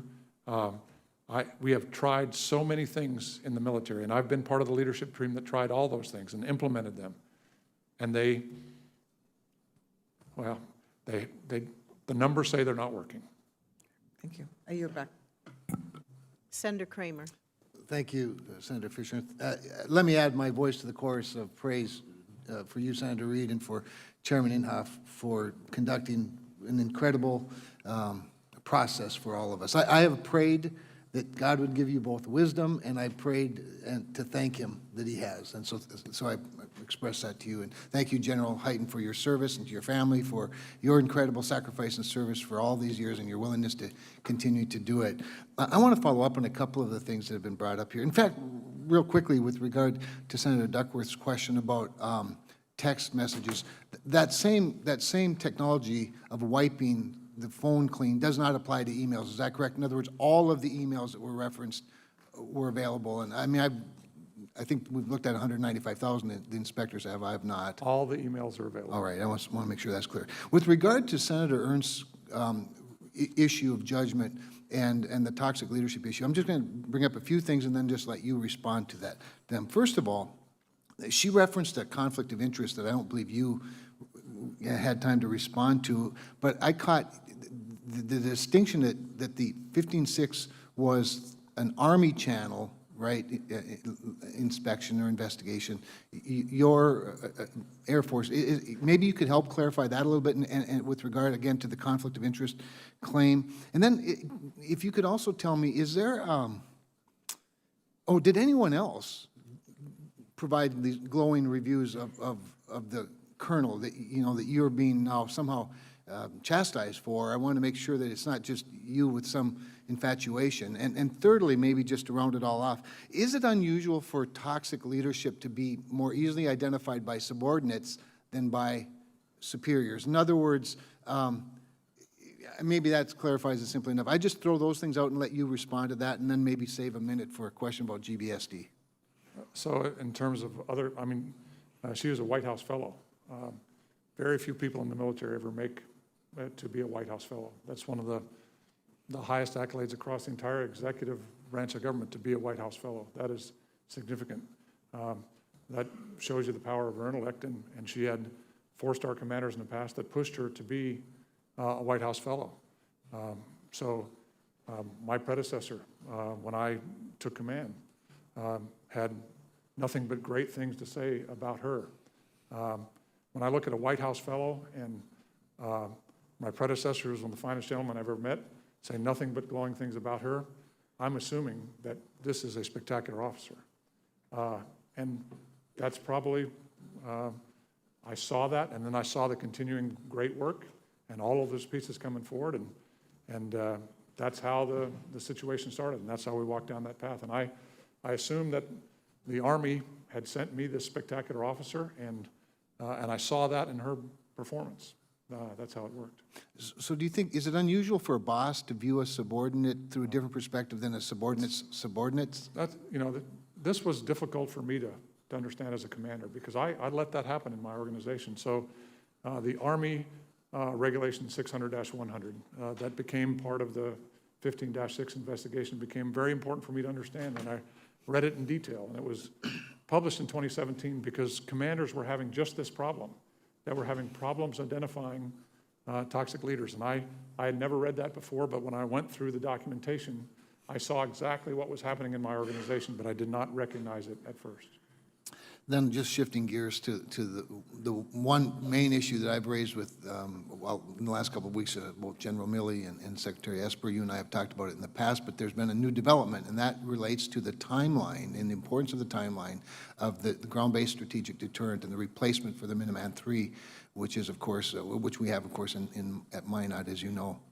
And there are some that, of course, think that we're going too fast, that the whole thing should be delayed, that the Air Force is moving too quickly with the RFP. But now with the back out of Boeing from the process, does that raise concerns for you? And is there any reason that should deter us, if you excuse the expression, from continuing on the path that we're on? Well, I always get concerned when competition disappears from America. Anytime we're in a competitive environment, that puts pressure on schedule, pressure on cost, and we have a higher likelihood of getting delivery of the capability. That's why I was so disappointed when Boeing decided not to compete for GBSD. I'm not in the acquisition world, though, and I haven't talked to the Air Force acquisition or the DoD acquisition leadership about the impacts of that. I know that we have many programs that are well run with a single contractor at this point in the competition. I think that the remaining competitor could be that person, but I have not looked at it in detail. But if I'm confirmed as the Vice Chairman, I will look at that in detail, Senator. Thank you. Thank you for your willingness to continue in this process. I look forward to supporting your confirmation with that. Thank you. Thank you, Senator Kramer. Senator Jones. Thank you, Madam Chairman. And General, thank you for being here. Thank you for your service. Thank you to your family for the service and all that you've been going through. And I especially want to thank Chairman Inhofe and Senator Reid also for the way that this has been handled throughout the investigation. But I also want to thank Dr. Wilson for being here. I will tell you that Dr. Wilson's opening introduction pretty much encapsulated my feelings about all that we've heard, all that we've seen. I don't think there is any better summary than in reaching the same conclusions. And I especially talk about the investigation a little bit because for 38 years I practiced law, and I was both a prosecutor that sat with victims and sat with witnesses and tried to assess not only credibility, but also build investigations around what they said, because that's really where you lead. That's where, and in terms of future sexual assault cases and all, you have to think about that. And I think that's exactly what happened here. But I've also sat with people who have been accused and have done the same thing for my own investigation. So the fact that this has been such an exhaustive, extensive, professional investigation speaks volumes to where we are today and what we've got to assess. So I thank Dr. Wilson for giving that summary. I thank the chairman and ranking member for allowing us whatever time was needed as members of this committee. So having said that, let's move on to some of the things that are pressing that you will find in this job should you be confirmed.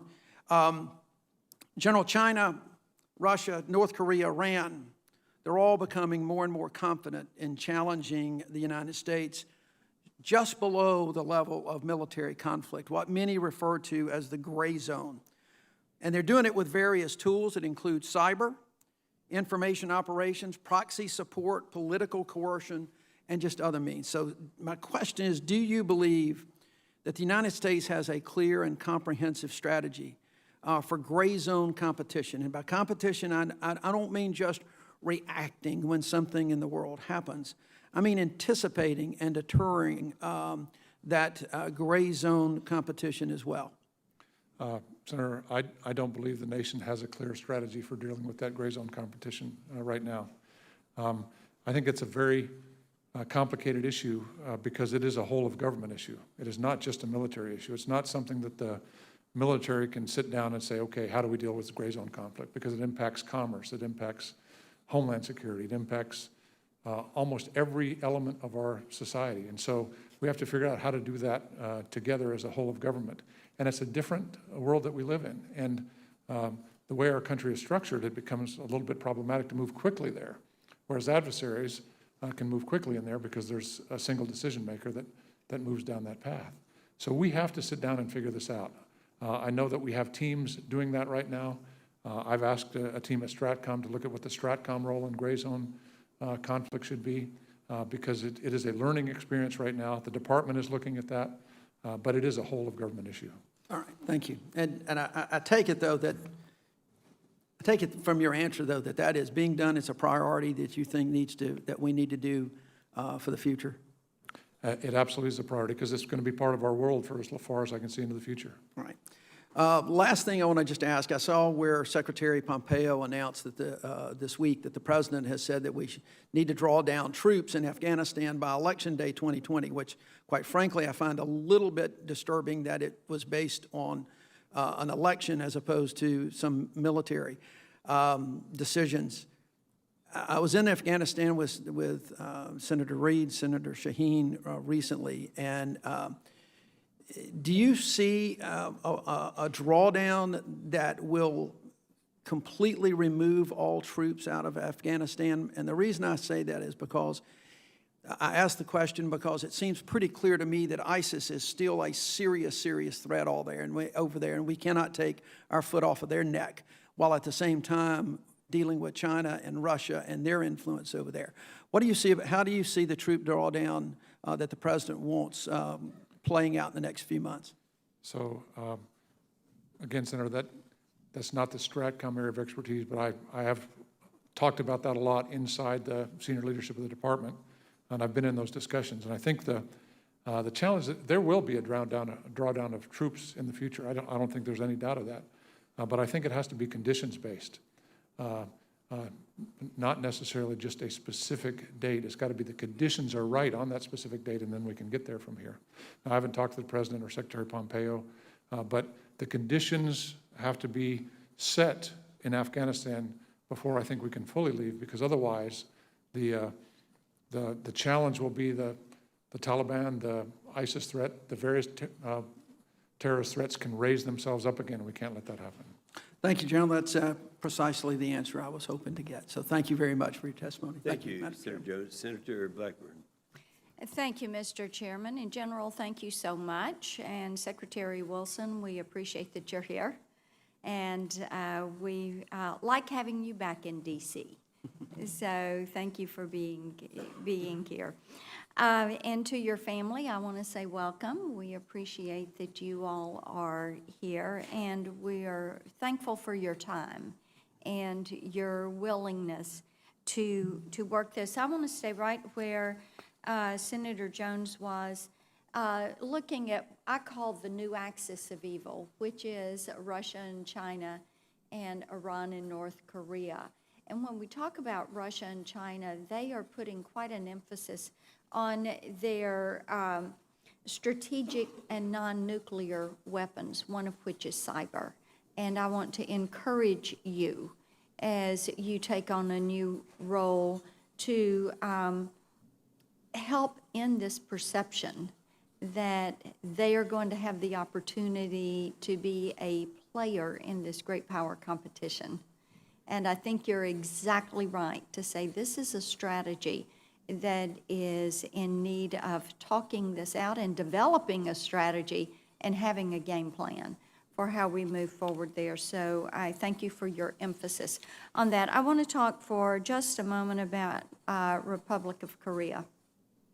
and have you comment for the record a little bit about the value of that relationship, the importance of our joint exercises as we look at that region and readiness of U.S. forces, and also just a little bit about the negotiation of a new special measures agreement for 2020 and the importance that that has to us. So, Senator, when I look at the Republic of Korea, I see one of the most important allies that we have in the Indo-Pacific region. In STRATCOM headquarters, we have a liaison officer from the Republic of Korea because of the unique nature of the Republic of Korea and the United States relationship. In terms of readiness, General Abrams has stated recently that with the level of exercises he's been able to do, unit-level exercises, that he's fully ready to handle any support. I think you should also know that STRATCOM is ready to handle any kind of threat that might come from the North Korea as well. So I think when you look at Korea, you have to make sure that that we're always fully ready. But I can tell you 2017 was a kind of a scary time at STRATCOM with what was going on in North Korea. So many missiles flying, nuclear tests. We weren't sure whether they were going to pair nuclear weapons on top of that. We had to posture our forces. STRATCOM hasn't done that in a long time. And when the political leadership started having talks, it got a whole lot better. And 2018 was a whole lot better. And 2019 has been good. And so I think everybody in the military hopes that the diplomatic process actually works. But we also understand that we have to be ready if it doesn't. And so our forces have to stay ready. The forces in the Indo-Pacific under Admiral Davidson, in Korea under General Abrams, the STRATCOM forces, all have to be ready to respond if diplomacy does not work. But we're here in support of diplomacy right now. Thank you. Look forward to supporting your nomination and seeing you in the leadership role. I yield back. Thank you. Senator King. Thank you, Mr. Chair. General Hyten, welcome. I want to applaud, as others have, the full process this committee has undertaken to explore the sexual assault allegations that have been leveled against you. And I believe that the hearing last week, I also applaud your thorough answers, your answers to follow-up questions. And I especially want to applaud your demeanor, which we as committee members got to see. You firmly denied the allegations against you, but you did not speak in any way disrespectfully toward your accuser. That was not easy. Nor did you speak disrespectfully to the committee. You did not say we were engaging in a witch hunt or criticize us for asking you questions that we needed to ask you. And your demeanor today continues that pattern of recognizing this is important and that you're here to answer all the questions that we ask, and that goes a long way with me. I want to just ask you one question before moving on. You would agree with me, wouldn't you, that if the allegations of sexual assault leveled against you were true, they would be disqualifying? Yes, Senator, absolutely. Let me move and ask another question.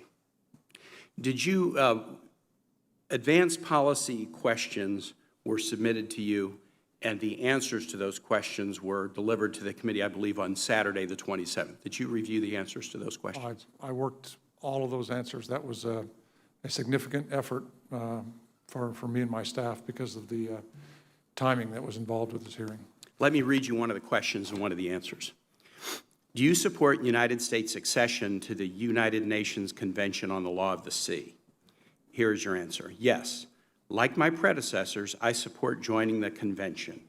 Being a party to the convention enhances the United States security posture by reinforcing freedom of the seas and rights vital to ensuring our global force posture. The convention provides legal certainty in the world's largest maneuver space. My colleague, Senator King, asked you the question about whether you supported the United States joining the Convention on the Law of the Sea, and you said, I'm not a lawyer and I don't have an opinion about that. Has anyone at the department or the administration encouraged you to soften your support for the convention between the time you reviewed and submitted that answer on Saturday and your testimony today? They have not, sir. How would you explain to me the difference between your unequivocal support for the convention in your written answer and your statement today that as somebody who's not a legal expert, you would not have an opinion about the question? All I can say, Senator, is we were going too fast over the weekend. We were just going too fast, and I blew by that one. I read through them all.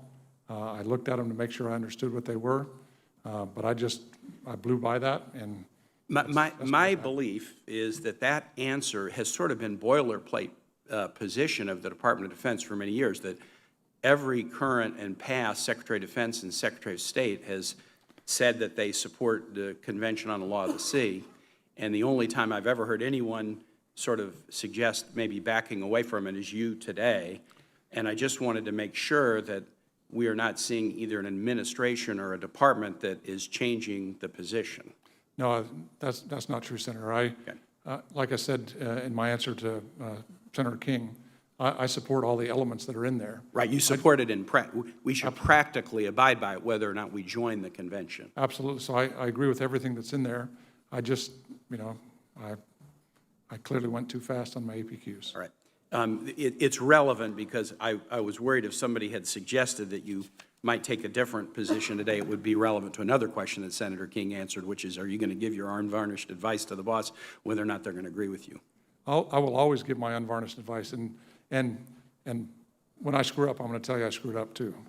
And so I'll just say I screwed up. I hope I will follow that same standard. Let me ask you a question about China, and you've talked about it a little bit. When General Milley was here, he said for his confirmation hearing that the most important, in his view, the most important relationship in the world in the 21st century is going to be the relationship between the United States and China. And when the history of the century is written, that relationship is going to be critical to how things go. Do you agree with that? I agree with that completely.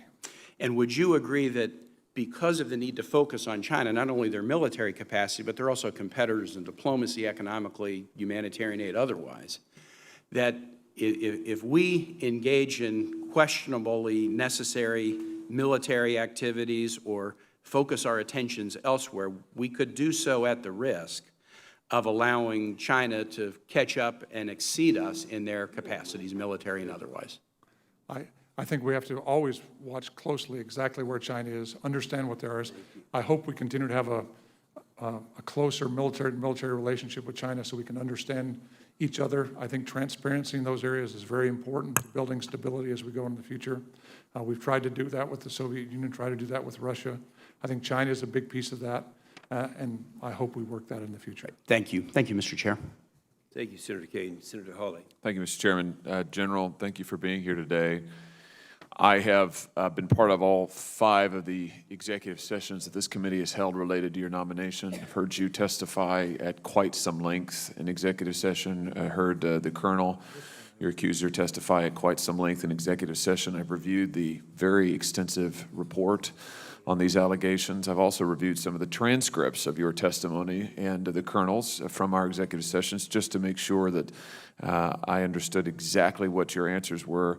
I want to give you an opportunity to respond now to some of the allegations very specifically that have been made in public, and in particular, the New York Times. I understand, by the way, that you deny all of these allegations, but let me just give you the opportunity to respond specifically. The New York Times reported on July the 26th that the Colonel alleges that on December the 2nd, 2017, the evening of that day, you came to her room. This is while you're at the Reagan National Defense Forum in Simi Valley. You came to her room and sexually assaulted her. On that specific allegation, December 2nd, 2017, did that incident happen, General? That did never happen. Did you go to her room that night? I've never been to her room, Senator. I just want to clarify that. Your testimony is that you have never been to her room, not only on December the 2nd, but ever, period. Never, sir. On any trip that you ever took? On any trip ever. The New York Times reports that military itinerary, which the reporters say they reviewed for that day, said that during the relevant time, your movement was accounted for as just executive time. How would we verify, General? You say I didn't go to her room that night. I've never been to her room. How might we know that that's true? How might we verify that? I think you have to look in the evidence that was submitted and look at the interviews with the personal security detail and look at the interviews with the communication team. The only location of people when I'm traveling that I know about is my personal security detail, which is always right next to me, and the communication suite, because as we talked about earlier, I have to be able to get to certain communications at a moment's notice, and so I know where those people are. I have no idea where anybody else on the team is at any one time. They could be close by, they could be spread out across the hotel, could be in a different hotel. But everybody knows where you are at any given Everybody time, knows General. where I am. And my security details, their job is to have eyes on me all the time. Now, they've gone through their procedures with me. They did that with Laura and myself from the earliest times, the first day at STRATCOM. This is how we're going to do that. Realize we'll always have a key to your room. We'll always be able to access you, always be able to access your room. We'll do the following things to have eyes on you all the time. It'll be a little bit overwhelming, but notice that that's just our job. We're going to do it. Let me ask you about one other thing, and then because it's been reported in the New York Times, that article also alleges that there may have been some physical evidence that could have been subject to DNA testing related to that incident on December the 2nd. Do you know, was there any DNA testing done that you're aware of? That's in the investigation. I know that it was, and I know that there was nothing found. And your understanding is just on that last point that the DNA test found that there was nothing related to you. Is that your understanding? Is that what you just said? That is correct. And when I was interrogated by the investigators, I had to give a DNA sample. And so I know they had the current DNA sample, and there was nothing there. Let me just ask you finally, different subject on the NDS, which you've testified to today, which I think is so important. The need for new operational concepts under the NDS. Something the NDS Commission wrote was that the U.S. urgently requires new operational concepts that expand U.S. options and constrain those of China, Russia, and other actors. Of course, many of our existing joint warfighting operational concepts were developed before the NDS was written and issued. If you're confirmed, will you update those concepts, work on updating those, and will you brief us about your progress there so that we can appropriately budget? Absolutely, Senator. And I think the thing to realize is that the Joint Staff, the Chairman, the Vice Chairman today, the combatant commanders, we've already recognized that that's an issue. And one of the things that we're building now is what we call globally integrated base plans. Because when you look at these challenges, it's not just my plan, the Indo-Pacific plan, the Yukon plan. The key is how do all those plans come together in unity? And how do we fight in multiple domains at the same time with different commanders, with different authorities? And how do we integrate the timing and tempo of operations? So this is going to be a significant challenge going forward, but we've started down that process and we're looking at it. That just seems like such significant work, General, and I'm glad that you've begun this, and what you've outlined, I think, is so important. I'll have some more questions for the record for you on this and nuclear deterrence, other important matters, but thank you for being here today, and thank you for your willingness to serve. Thank you, Mr. Chairman. Thank you. And Senator McSally, you do have 3.5 minutes remaining if you would desire it. I have said my piece, Mr. Chairman. I appreciate it. Very good.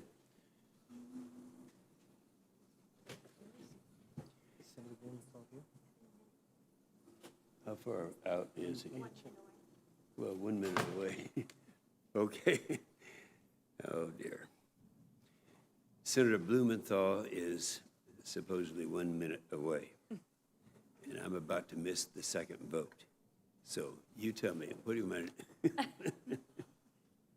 No, we're going to wait a minute here, because he has not had his first. I anticipate we'll have some other members who have voted will want to come back here.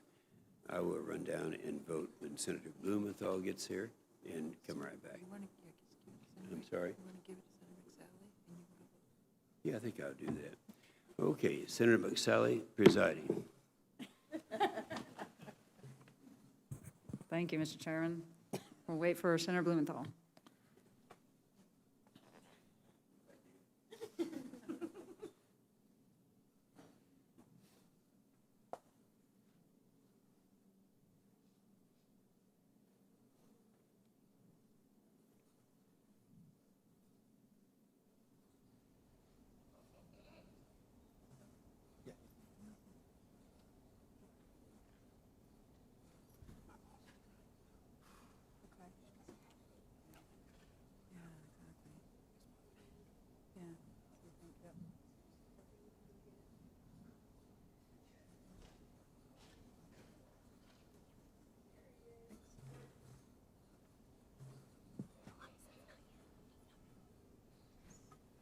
Senator Blumenthal, you're recognized. Thank you. Thank you, Madam Chair. Thank you, General Hyten, for your patience, for your service to our nation, and for your family and you being here today.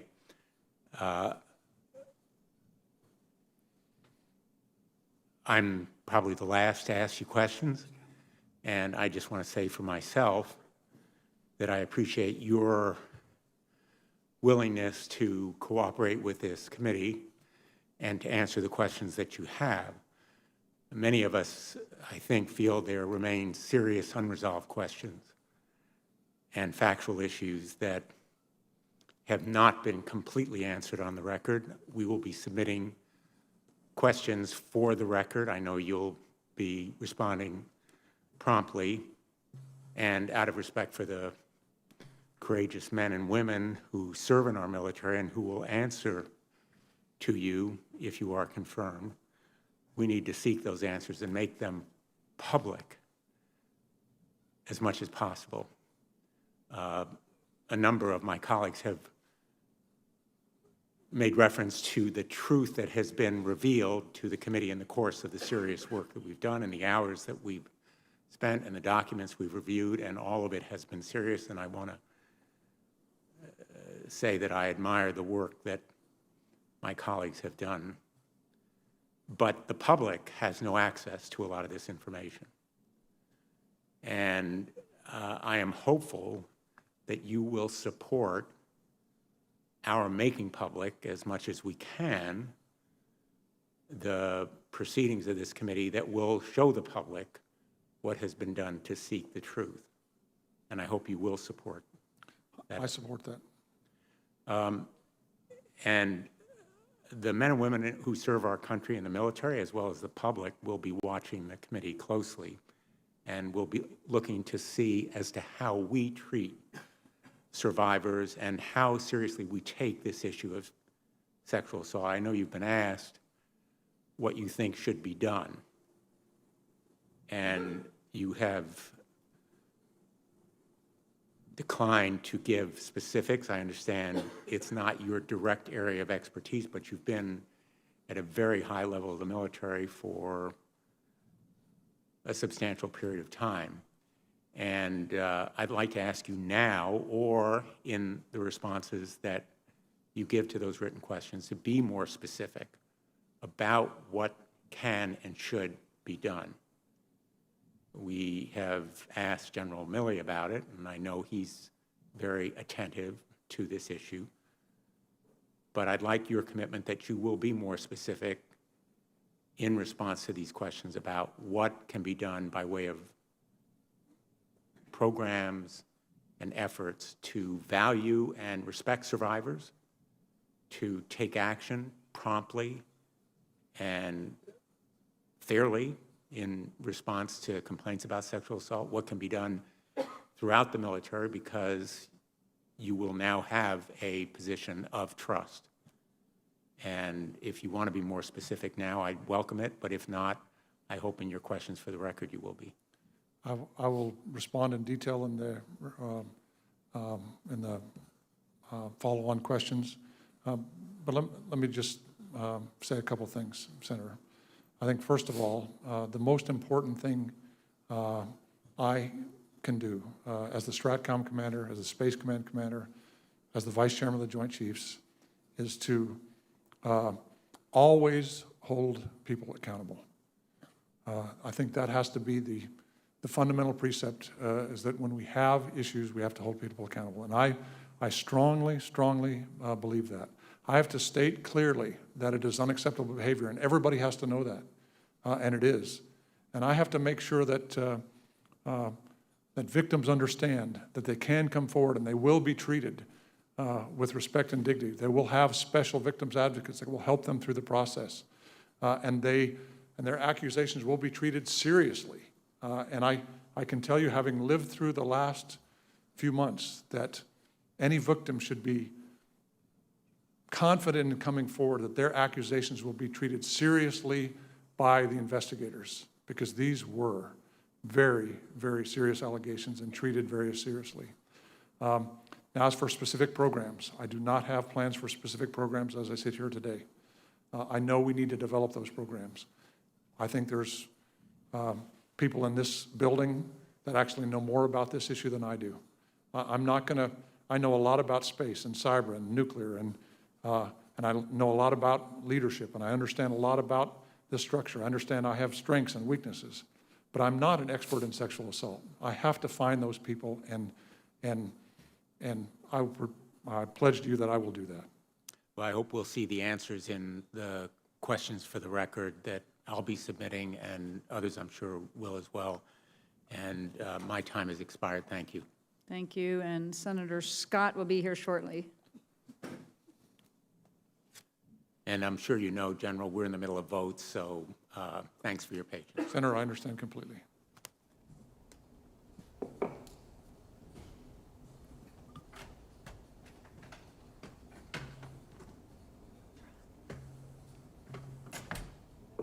Senator Scott. All right, thank you. First, I want to thank General Hyten and Laura and Katie and so family for being here, and thank you for all your testimony. And I had to preside, otherwise I would have been here the whole time, so I apologize for that. I want to make clear that sexual harassment can never be tolerated, not in our military or anywhere else in this country. And I'm proud to be working with Senator McSally to end sexual harassment in our military. And I want to thank Senator McSally for all of her efforts during all of the committee hearings we've had to make sure the truth comes out. The claims made against General Hyten are very serious. I can't understate that. And it's so important that we listen and hear every side. We have a process in place here to thoroughly investigate and review any misconduct, and I'm glad we followed that process. The Air Force did an investigation and concluded that there was no evidence to support these claims. Former Air Force Secretary Heather Wilson said this weekend that the Air Force left no stone unturned in this investigation, and the Senate has been thorough as well. Based on what I know of the complete investigation, I believe General Hyten was falsely accused. That's what Secretary Wilson said. This committee has heard firsthand from both General Hyten and his accuser, and we reviewed all of the available information. We have to focus on the merits of the nominees that come before us, and we have to focus on evidence when accusations are made. And in this case, General Hyten's record of service and the lack of evidence to support accusations are compelling. I hope we can find a way to work together moving forward to reject the Hyten partisanship of our current political environment. Now, General Hyten, I want to focus on a few areas that impact our state. The biggest is this, why is Russia doing what they're doing in Cuba and especially in Venezuela, and what do you think the end result's going to be? And what should we be doing that we're not doing right now? So I think, Senator, the thing you have to look at from what Russia is doing is that this part is not just a regional strategy about Cuba and Venezuela. This is a global strategy about influence. And Russia, honestly, does not have many friends in the world. And the friends they do have tend to be troubled. But they tend to reach out to try to influence nations and to partner with nations that can counter the United States and NATO in particular for Russia, and the influence and the global structure that we've developed since World War II. So everything that Russia is doing is in line with that.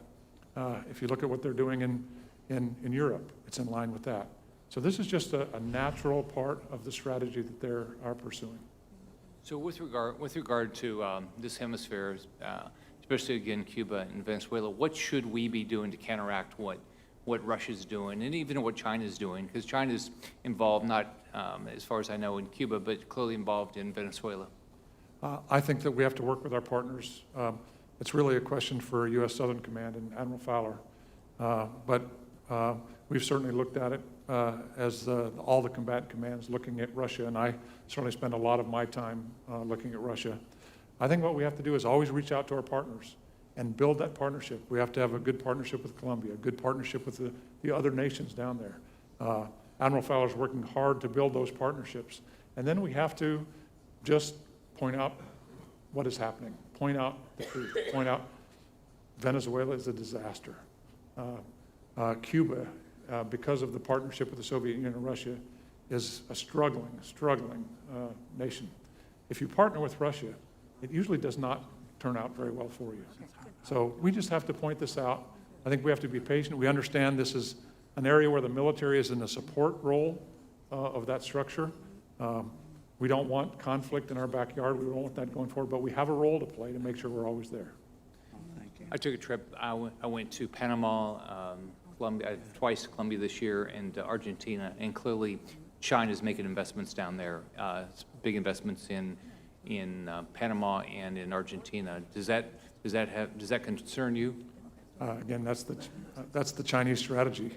And the interesting thing is that Chinese strategy seems to be new on the world stage, and people are surprised by it. But they announced that strategy in the 1990s, and they've been going down that path for a while. They're using their economic power as international influence. They're building those connections. They're building ports in Djibouti. They're changing the structure of the way the world has been for a long time. And we have to be cognizant of that, aware of that. Again, they're a strategic adversary, but they don't have to be an enemy. So we have to work with that. The military has a huge role to play. We always have to be ready. We also always have to be present. But the last thing in the world we would ever want would be war with China. Thank you. Senator Sullivan. Thank you, Madam Chair, General. I want to thank you for your service and your family's service as well. I know this hasn't been an easy process for you. I do want to ask just at the outset, I know you've already been asked, and the closed hearings as well, but can you just state publicly whether do you categorically deny all the allegations that have been levied against you with regard to the improper conduct and sexual assault by a subordinate? All the allegations are completely false. And you made that same statement under oath in a closed hearing to this committee, correct? I have. I've made that statement to the Air Force investigators. I've made that statement to the committee. They're categorically untrue. And had you, throughout your very distinguished career, ever been accused of that previously? Never. Okay, thank you. I want to talk about missile defense. I know you are certainly one of our nation's experts. You may have seen the news. I actually just got off a plane from Alaska, so I apologize for being a little bit late. But as you know, my state is the cornerstone of our nation's missile defense, but also an increasingly important testing ground for our nation's missile defense and those of our allies. We had a reported very successful missile defense testing that was out of Kodiak, Alaska, that was reported over the weekend. Can you talk a little bit about that and how you think that plays to the strengths, but also protecting not just the United States, but our allies, particularly Israel? That was the Israeli aero test out of Kodiak, southern part of Alaska. Very successful test. Very important from a missile defense perspective. In general, any successful test is good. Actually, any test is good because you always learn from testing. But also builds our partnership with the Israeli Defense Force and that structure. Missile defense needs to be an international capability. We need to be able to partner with our allies in terms of how we defend ourselves too. Missile defense requires a spectrum of capabilities, and it requires sensors, it requires command and control, it requires interceptors, it requires directed energy, new technologies. We need to be pursuing that because we're going to have significant missile threats and emerging missile threats that we're actually not dealing with yet in the very near future. Well, one piece of, I think, good news that's come out of this committee over the last 3 or 4 years is the bipartisan advancements that our country has made with regard to missile defense, both as reflected in the NDAA and also the Trump administration's focus on this. You might recall the president unveiled the Pentagon's Missile Defense Review with the Vice President, with the Secretary. I believe you were there a couple months ago. If confirmed, will you commit to continuing to work with this committee and the Congress on continuing to advance missile defense, whether it's more capability as we have at Fort Greely in terms of fields or radar sites or space-based sensors. I pledge to do that, Senator, absolutely. Let me ask another issue. I've raised it with General Milley and now Secretary Esper, but I want to get a commitment for you to come back to Alaska and tour what Billy Mitchell referred to as the most strategic place in the world. Can I get that commitment? Sir, if I could go to Alaska tomorrow, I'd be there. Good. Well, we'll take you up on that. But I see Secretary Wilson here smiling. But one issue I do want to mention is we will have, by the end of next year, over 100 fifth-generation fighters, F-22s and F-35s. We're looking at, the Air Force is looking at the OCONUS deployment of KC-46s. So we have very old tankers in Alaska, 50-year-old tankers. When I asked Secretary Esper during his confirmation hearing what kind of signal that could send to our potential adversaries and adversaries, North Korea, Russia, China, to have over 100 fifth-gen fighters and a new generation of tankers, the KC-46. He said that would show extreme strategic reach. Can I get your commitment to work with me in this committee and the Air Force, if confirmed, on the OCONUS deployment of KC-46s? I think that pairing KC-46s with 100 fifth-gen fighters in the most strategic place in the world would be an important signal. Can you comment on that and then get your commitment as well? So I think that presence is unbelievably important, and I'll commit to work with you on that in the future as we go forward. I think we have to have some mix of those capabilities in Alaska, and if I'm confirmed, I'll continue to work those forward. Alaska's an interesting place, though. The next time we're in a classified hearing, I'll just talk about some classified exercises we play in Europe, where Alaska can be a very, very interesting game changer in how people look at the United States posture because of the unique location it is on the planet, both to the west of Alaska and to the north of Alaska. It's just an unbelievably strategic location. So we have to figure out how to effectively do that. There's always going to be a force balance that we have to work through. That'll be challenged, but there's no doubt that Alaska is this unbelievably important strategic asset for the United States. Thank you, General. Thank you, Mr. Chairman. Thank you, and thank you, General, and thank you, Laura, your whole family. We're adjourned. Thank you, Mr. Chairman. And then we'll check in. Yeah.